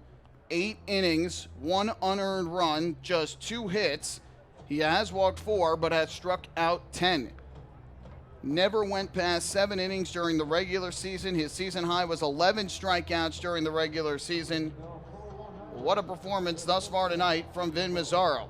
And now the question will be whether or not he comes back out for the 9th inning to try and finish this one off, or whether the Ducks turn it over to their bullpen. It appears as though a lefty is starting to get loose for the Ducks. Meanwhile, Trevor Frank is in for the Rockers. And his first pitch here is swung on and lifted in the air to left field. Quincy Lattimore on the run, and he drops the baseball. It went off his glove Around first is Frias going for two. The throw is not in time. Vladimir Frias slides in safely at second. Quincy Lattimore racing in, could not come up with the baseball. The Ducks now with a runner at second and nobody out here in the ninth inning. We'll see how that is scored. That was kind of a sinking line drive off the bat of Vladimir Frias. Lattimore raced in, and it wasn't so much that he dropped the ball, but he kind of stuck his glove out in front, and it appeared like it ticked off his glove and ended up landing in left field. They have put an error up on the scoreboard, so it'll be Lattimore getting charged for the error. He made just 3 during the regular season. And now the Ducks with a runner at second and nobody out.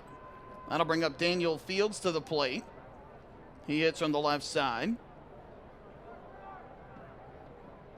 First pitch on the way from Frank. And Fields will take a fastball. That misses high and away for ball 1. Fields 1 for 3 on the night. The one hit was a home run that came back in the 7th, leading off the inning off of Brian Clark in a lefty-lefty matchup.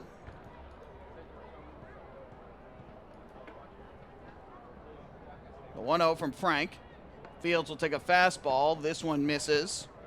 A little bit low, I believe, and it's 2-0. So for High Point, they get charged with their first error of the night, as Lattimore misses the line drive to left off the bat of Frias, who ends up at second.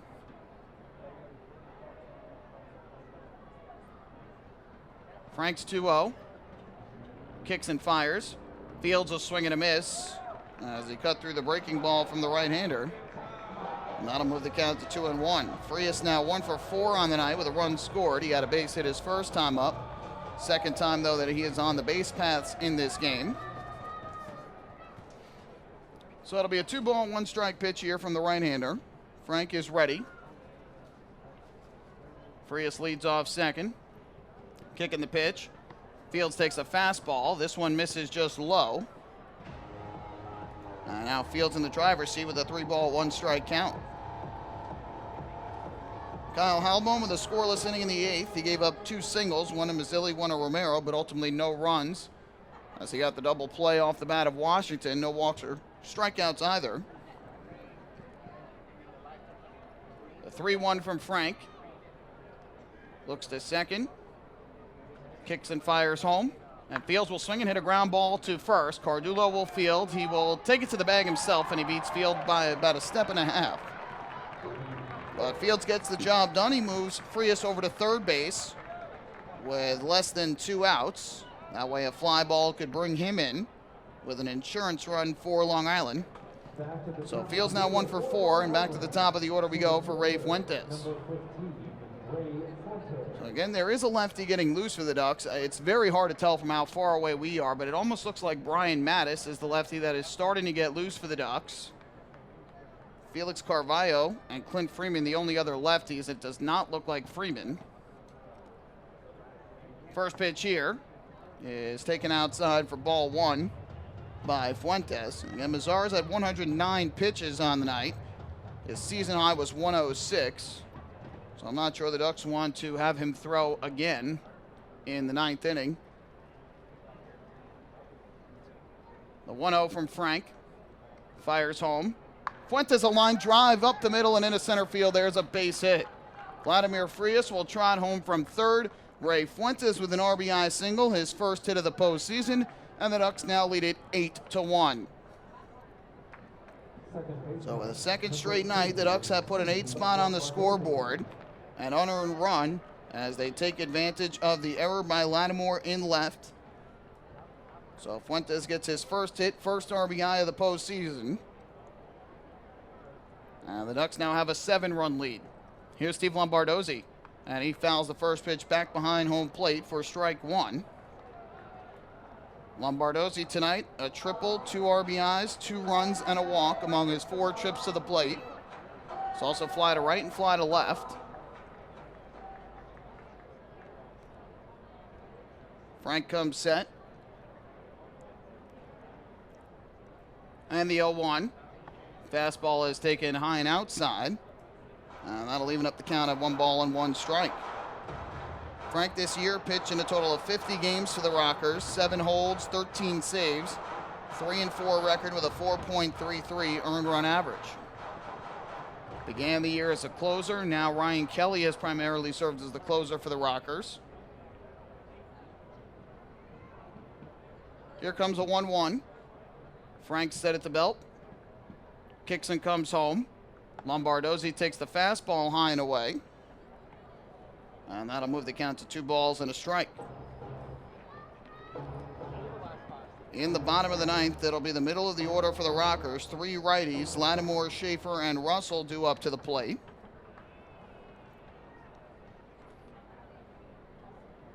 Frank's 2-1. Here's the pitch.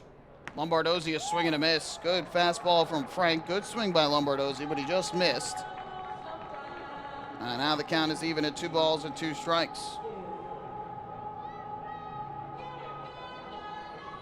Many in the crowd have made their way out. Still a bunch that are here tonight. And it's a beautiful evening in North Carolina. Frank's 2-2. Fuentes leads from first. And the pitch is swung on its skied in the air down the left field line. Slicing foul. And out of play onto the roof. We'll do it again at 2-2.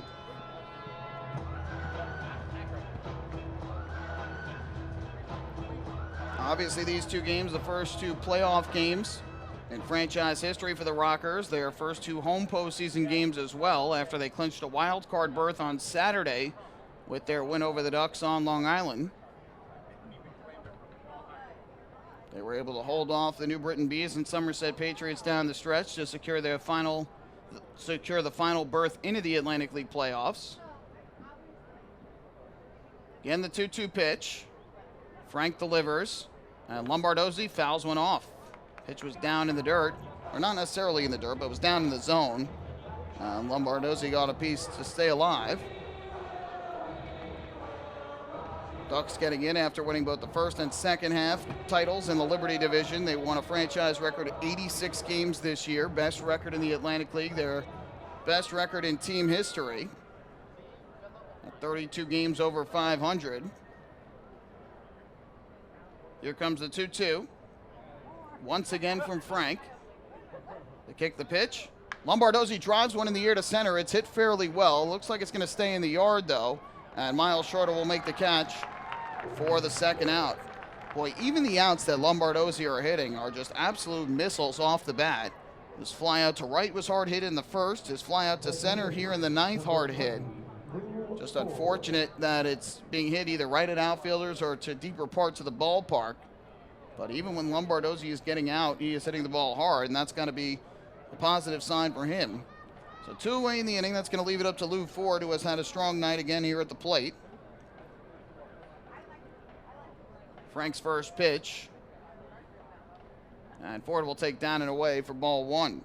Ford is 2 for 4 on the night with an RBI single and RBI double, coming in the 3rd and the 6th respectively. He's also grounded to second and struck out looking.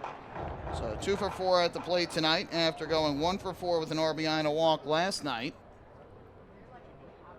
Continues to hit over 400 since July the 27th.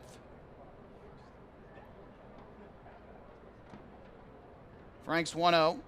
Ford a swing and a miss. Cuts through the fastball over the outer half of the plate. And that'll even up the count at 1-1. Left-hander continues to get loose for the Ducks in their bullpen out in left. Ray Fuentes' RBI single in the 9th inning has given the Ducks an insurance run. They now lead it by 7.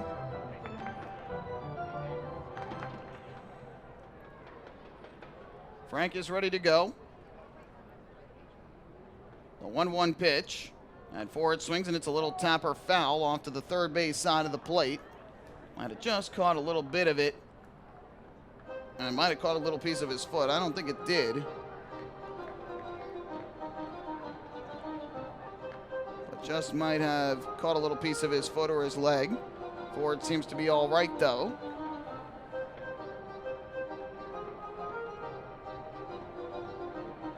So the count is 1 ball and 2 strikes here on Lou Ford. Trevor Frank's trying to get out of further trouble in the inning after the Ducks scored a run on a hit and an error. Fuentes remains at first with 2 men down. And it'll be a 1 ball, 2 strike pitch. Right-hander is ready. Long wait, now he fires home. And Ford will lift a fly ball in the air foul to the first base side, out of play. We'll do it once again at 1-2. Quick update for you. York and Sugar Land tied at 1, bottom half of the 5th inning. Down in Texas, Revs trying to take a 2-0 lead back home to Peoples Bank Park. She said he was at home. Sugar Land trying to tie up the series before they head on the road. Once again, the 1-2. Frank fires home, and Ford takes down to the dirt. It almost got away from John Nestor, but he was able to keep it close enough that Fuentes could not take second. Somewhat surprised Fuentes has not tried to steal. Sometimes managers like to not try and have their runners go, especially if they have a larger lead. Fuentes was 18 of 25 in the stolen base department this year. So now Trevor Frank with a 2-2 count on Lou Ford. Here comes the pitch. And Ford checked his swing on a slider down and away. He would not bite on it. And so the count goes full at 3-2, and now Fuentes will get the head start anyway. So the 3-ball, 2-strike count and 2 outs in the inning. Fuentes will go on the pitch from Trevor Frank, who has had to throw a total of 21 pitches here in the 9th inning. He has given up a run because of the drop fly ball in left by Quincy Lattimore, and then the RBI single by Ray Fuentes up the middle. Here comes the 3-2. There goes Fuentes, and the pitch to Ford is swung on and hit to the right side and through. There's a base hit. Fuentes around second. He will make his way to third and stop right there. Lou Ford with his 3rd hit of the ball game. The Ducks now with runners at the corners and 2 men out for LJ Mazzilli. Number 11, LJ Mazzilli. Good piece of hitting for Ford. Got a pitch up and away from Frank and just went with it the other way. So Lou Ford is now 3 for 5 on the night with 2 RBIs and a run. And here is Mazzilli, who is 2 for 4 on the evening with 2 RBIs and a run scored. The trio of Lombardozi, Ford, and Mazzilli have driven in 6 of the Ducks' 8 runs tonight. First pitch, and Mazzilli takes a fastball that misses the inside corner for ball 1. Mazzilli was retired in his first 2 trips to the plate tonight on grounders to third and then a second, but he had a 2-run home run to left field in the 6th and singled up the middle in the 8th. Here comes the 1-0. Frank kicks and deals. Mazzilli swings and it's a high fly ball in the air to left. That's hit fairly well. Back goes Lattimore to the track, and he makes the catch on the warning track for the final out of the inning. So LJ Mazzilli just missing his 2nd home run of the night as he flies out to the warning track in left field. The Ducks grab an unearned run on 2 hits and an error in the 9th. They leave 2 men on base. We go to the bottom half of the 9th inning. It is Long Island 8 and High Point 1. Hey fans, this is infielder LJ Mazzilli, and you're listening to Ducks Baseball on the Long Island Ducks Broadcast Network.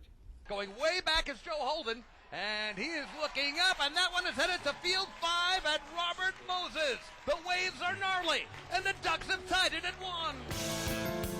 That was another home run for the Ducks. And Duck fans, what's more fun than a home run that helps the Ducks win a game? How about a homer that helps the community win? Chappies Funeral Home and the Long Island Ducks have once again teamed up for the Chappies Home Run Challenge. If the Ducks hit 100 homers this season, Chappies Funeral Home will donate $5,000 to the Quackerjack Foundation. So every time a Ducks hitter goes deep this season, watch for the Chappies Challenge home run count on the scoreboard. And if we reach 100, we're all a winner. Chappies Funeral Home, where caring for others is a family tradition. Can't get enough of the Long Island Ducks? Well, now you can get even more inside info on your favorite hometown team through Facebook and Twitter. The Ducks are constantly updating fans through social media with scores, transactions, ballpark promotions, and much more. You can even win great prizes. All you'll need to do is make a free account on Facebook and Twitter, and then visit us at facebook.com/LIDucks and twitter.com/LIDucks. Think you're Long Island's biggest Ducks fan? Get connected now.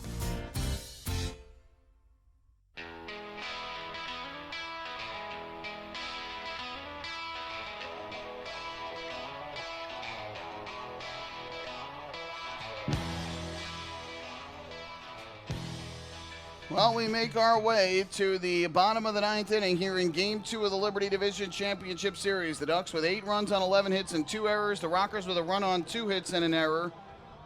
Ray Fuentes' RBI single in the top of the ninth, adding a run onto the Ducks' ledger for the night. And the night is done for right-hander Vin Mazzaro with 8 brilliant innings tonight. Only the 1 unearned run in the second inning, courtesy of the throwing error by Hector Sanchez and the pass ball in the inning. Ryan Mattis, the lefty, will take over on the mound for the Ducks. And for the Rockers, it is going to be their middle of the order, Quincy Lattimore, Richie Schaefer, and Michael Russell due up in the inning. So lefty to come in to face 3 righties. First pitch on the way for Brian Mattis, and Lattimore a swing and a line drive foul down the left field line. And the count goes to 0-1. Lattimore was 0 for 3 on the night against Mazzaro with a strikeout, a groundout, and a pop-out. In fact, the 3 in the inning combined tonight, 1 for 9, with an infield single and a run scored thus far in the game. The 0-1 coming from Mattis. Kicks and delivers. Lattimore takes a breaking ball inside. It went off the glove of Sanchez and behind the plate. But Lattimore does not attempt to steal first base. Now the count even at 1-1. Mattis this year for the Ducks made 9 appearances, all starts, and was 2-3 with a 4.05 ERA. This is his first relief appearance with the Flock, but something that he has done throughout the course of his career, which included extensive time in the major leagues. 1-1. Lattimore takes a breaking ball, then misses down and in. And that'll move the count to 2 balls and a strike on Lattimore.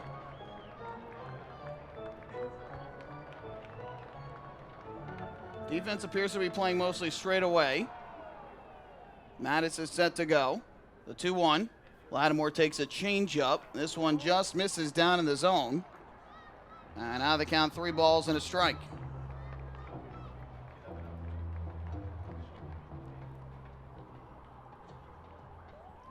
Mattis gets the sign and comes set.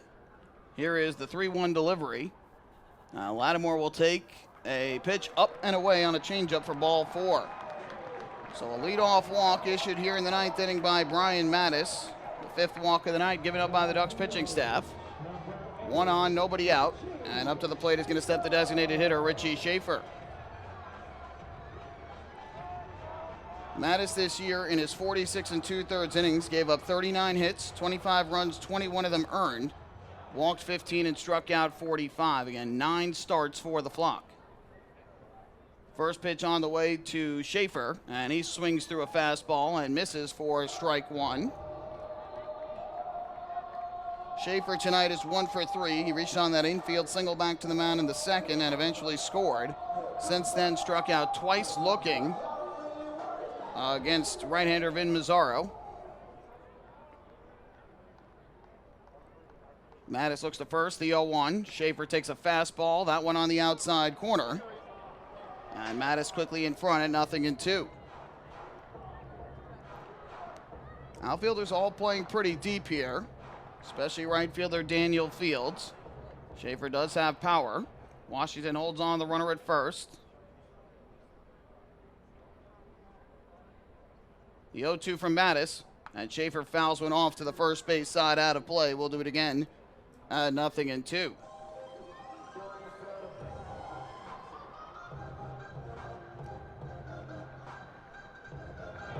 Ducks fell behind 1-0 in the second, then scored 3 in the third, 3 in the sixth, 1 in the seventh, and 1 in the ninth.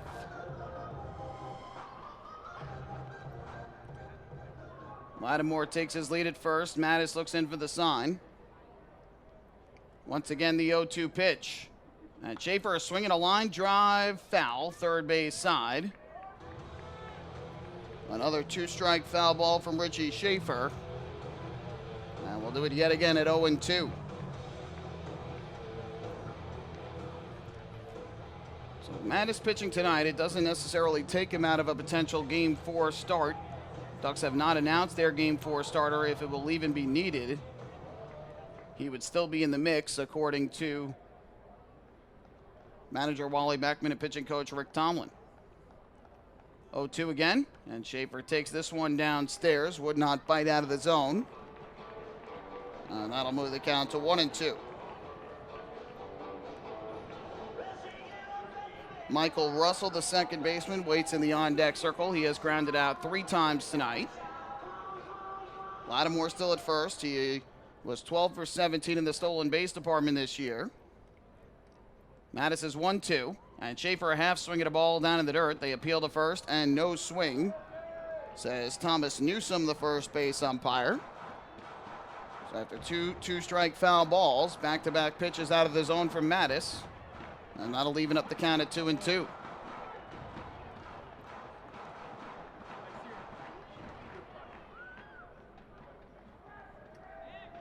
Mattis is ready to go. Looks to first, deals to the plate, and Schaefer hits a little tapper foul off to the third base side. Continues to battle with Mattis, who was having trouble putting him away after getting ahead in the count. And we'll do it again at 2 balls and 2 strikes. Mattis faced the Rockers on Saturday on Long Island and struggled in his 3 1/3 innings. That was as a starter, though.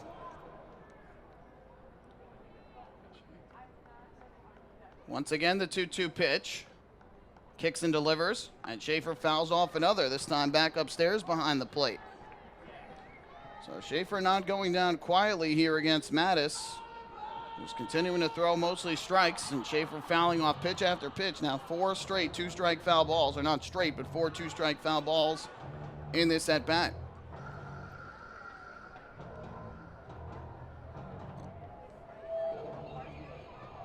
Lattimore steps off first. Mattis is ready to go. The 2-2. And Schaefer takes a fastball upstairs, 3-2. So Richie Schaefer has worked the count from 0-2 to 3-2. 4 2-strike foul balls in the at-bat. Mattis has been unable to put him away to this point. We'll see if Lattimore takes off from first. I can't imagine he would here, trailing by 7. The payoff pitch. And Schaefer a swing and a miss for strike 3. So ultimately, Brian Mattis is able to put Richie Schaefer away. It took 10 pitches, but Mattis gets the job done, his first strikeout of the night. And there's one away here in the bottom of the 9th inning. Vin Mazzaro finishes his night with 8 innings, the most he has thrown in an outing this year, regular season or playoffs. He allowed just 2 hits, both in the 2nd inning, 1 unearned run. First pitch to Michael Russell is swung on and missed. A good fastball from Mattis. And the count 0-1. 4 walks from Mazzaro, struck out 10, which was 1 shy of his season high in strikeouts. The 4 walks equaled his season high. Runner goes from first. Pitch is swung on and missed for strike 2. No throw down by the Ducks. And so Lattimore taking second base. I have to think that'll probably be defensive indifference, but we'll wait and see. And now Sanchez goes out to have a quick chat with his left-hander. So the count 0-2. 109 pitches from Mazzaro, which was 3 more than his season high. He had thrown 106 August 19th against Somerset. 68 of his 109 pitches were for strikes. So now Lattimore at second base with 1 out. It'll be an 0-2 to Michael Russell. Mattis comes set. Looks to second, deals to the plate, and Russell will swing and foul 1 back. Caught enough of it to stay alive. We'll do it again at 0-2. They did give Lattimore a stolen base. And I can't imagine the Ducks really care about Lattimore stealing, leading by 7, but scorekeeper here being generous and giving Lattimore the steal.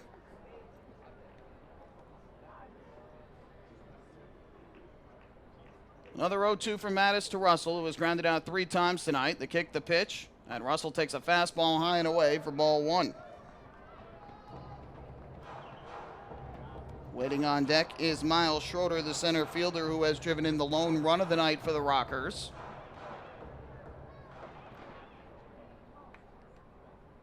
So barring a double play here, he will come to the plate. The 1-2 delivery. Russell pops one up in the air down the right field line. David Washington in a foul ground. He will make the catch. So there's the second out of the inning as Russell pops out foul to first. He is now 0 for 4. And with 2 away, the last hope of the night for the Rockers is their switch-hitting center fielder, Miles Schroeder.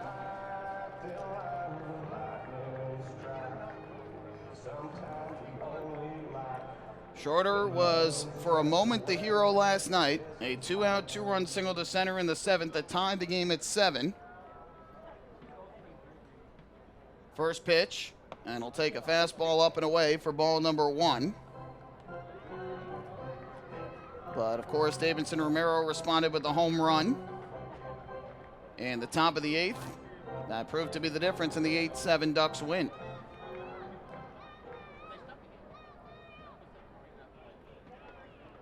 Mattis looks to second, the 1-0. Schroeder is swinging a miss. Good changeup from Mattis, and Schroeder was out in front. That'll even the count at 1-1. Aside from his RBI single to left in the 2nd inning, he has lined to second and struck out looking tonight. Ducks pitching staff with 11 strikeouts on the night, 10 by Mazzaro, 1 by Mattis. The 1-1. Schroeder takes, pitch misses up and away. And that'll move the count to 2 balls and 1 strike. Lattimore led off the inning with a walk. Stole second with 1 out. Schaefer with the strikeout for the first down. Michael Russell with the foul pop to first for the 2nd out of the inning. Here's the 2-1. Schroeder, a high fly ball in the air to left. Back goes L.J. Mazzilli to the warning track at the wall. He will make the catch. This ball game is over. The Long Island Ducks defeat the High Point Rockers 8-1, and they will take a 2-0 lead in this best-of-5 series back to Long Island. A terrific performance by the Ducks tonight. The offense in high gear, scoring 8 unanswered runs after falling behind 1-0 in the 2nd inning. 3 in the 3rd, 3 in the 6th, 1 in the 7th, and 1 in the 9th. And what more can you say about Vin Mazzaro, who was absolutely terrific tonight with 8 innings, 1 unearned run allowed, and 10 strikeouts. Ducks defeat the Rockers 8-1. Don't go anywhere. Our post-game show is coming up next. We'll recap this game and hand out the Player of the Game honors. Ducks win it 8-1 over High Point.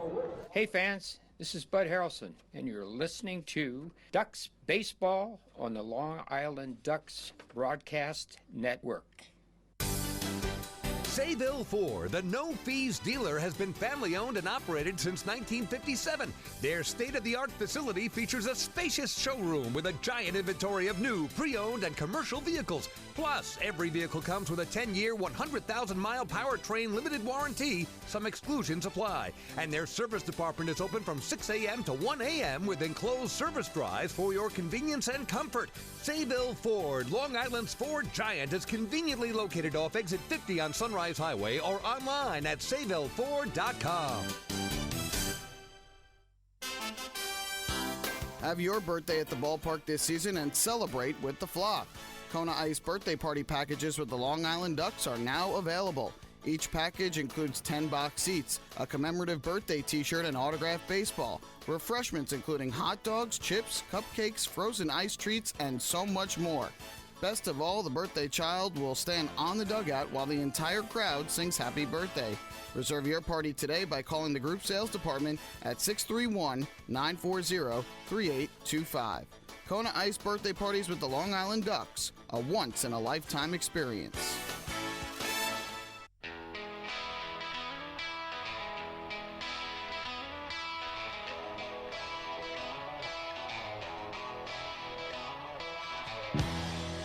Business trip complete for the Ducks, and a successful one at that. The Long Island Ducks come down here to High Point, North Carolina after a 10-hour bus trip and have taken games 1 and 2 of this best-of-5 Liberty Division Championship Series on the road.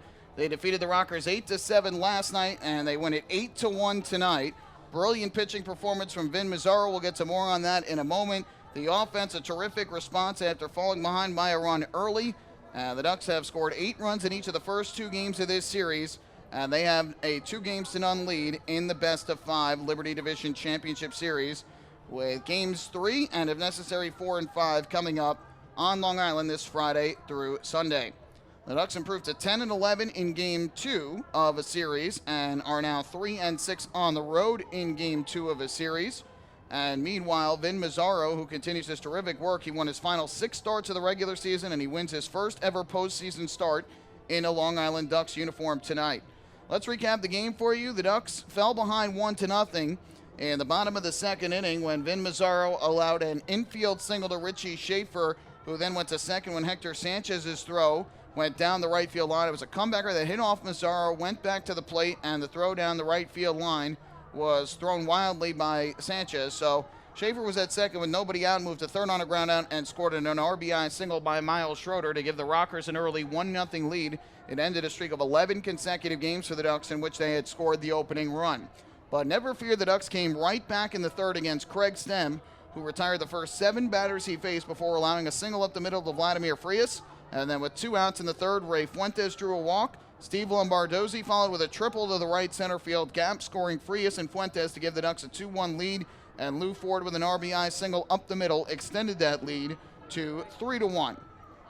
It would stay that way all the way until the 6th inning when Steve Lombardozi opened the inning with a walk. Lou Ford followed with an RBI double down the left field line to make it 4-1. And L.J. Mazzilli rocked a 2-run home run over the left field wall, his first of the postseason. And the Ducks at that point led it by the count of 6-1. They would add another run, would Long Island, in the 7th inning. And that was a solo home run off the bat of Daniel Fields. His first home run of the postseason made it 7-1. And then another run in the 9th as Vladimir Frias reached on an error by left fielder Quincy Lattimore and came home 2 batters later on an RBI single by Ray Fuentes. So the Ducks with an 8-1 lead. Meanwhile, Vin Mazzaro was terrific. 8 scoreless innings on the night for the Ducks right-hander. He allowed just 2 hits and an unearned run, struck out 10. Brian Mattis pitched a scoreless 9th, working around a leadoff walk, and the Ducks take the game by the final count of 8-1. Final totals tonight: 8 runs, 11 hits, 2 errors for the Ducks. They left 5 on base, 1 run, 2 hits, 1 error for the Rockers. They left 6 on base and went 1 for 11 with runners in scoring position. The winner of Vin Mazzaro, his first playoff win. The loser, Craig Stem, he takes the loss to fall to 0-1. No save in the game, which took 2 hours and 53 minutes in front of a crowd of 2,284. Time to hand out tonight's Player of the Game honors, and there were a lot of contributors offensively. Lombardozi with 2 RBIs and 2 runs. Lou Ford with 3 hits and 2 RBIs. L.J. Mazzilli with 2 hits and 2 RBIs. But we cannot go with anybody other than Vin Mazzaro tonight. 8 scoreless innings. He allowed just 2 hits, both in the second. An unearned run, walked 4, struck out 10. His longest outing of the season, the most pitches he's thrown in an outing this year. And he is tonight's Player of the Game. We'll take one more break. When we come back, the out-of-town scores, and then we'll wrap things up from BB&T Point. Hey fans, this is pitcher Joe Iorio, and you're listening to Ducks Baseball on the Long Island Ducks Broadcast Network. Imagine you can't feel your arm, you can't speak. There's a blood clot in your brain. You're having a stroke. You're taken to the Stroke and Brain Aneurysm Center at Good Samaritan Hospital, the South Shore's only comprehensive stroke center. Now imagine a team of neurosurgeons with the most advanced equipment, pinpointing the blood clot and the quickest way to remove it. And imagine coming home with no side effects. The Stroke and Brain Aneurysm Center at Good Samaritan Hospital, 631-376-4444. A member of Catholic Health Services. Hey kids, are you looking for even more fun when you come out to a Long Island Ducks game? Then be sure to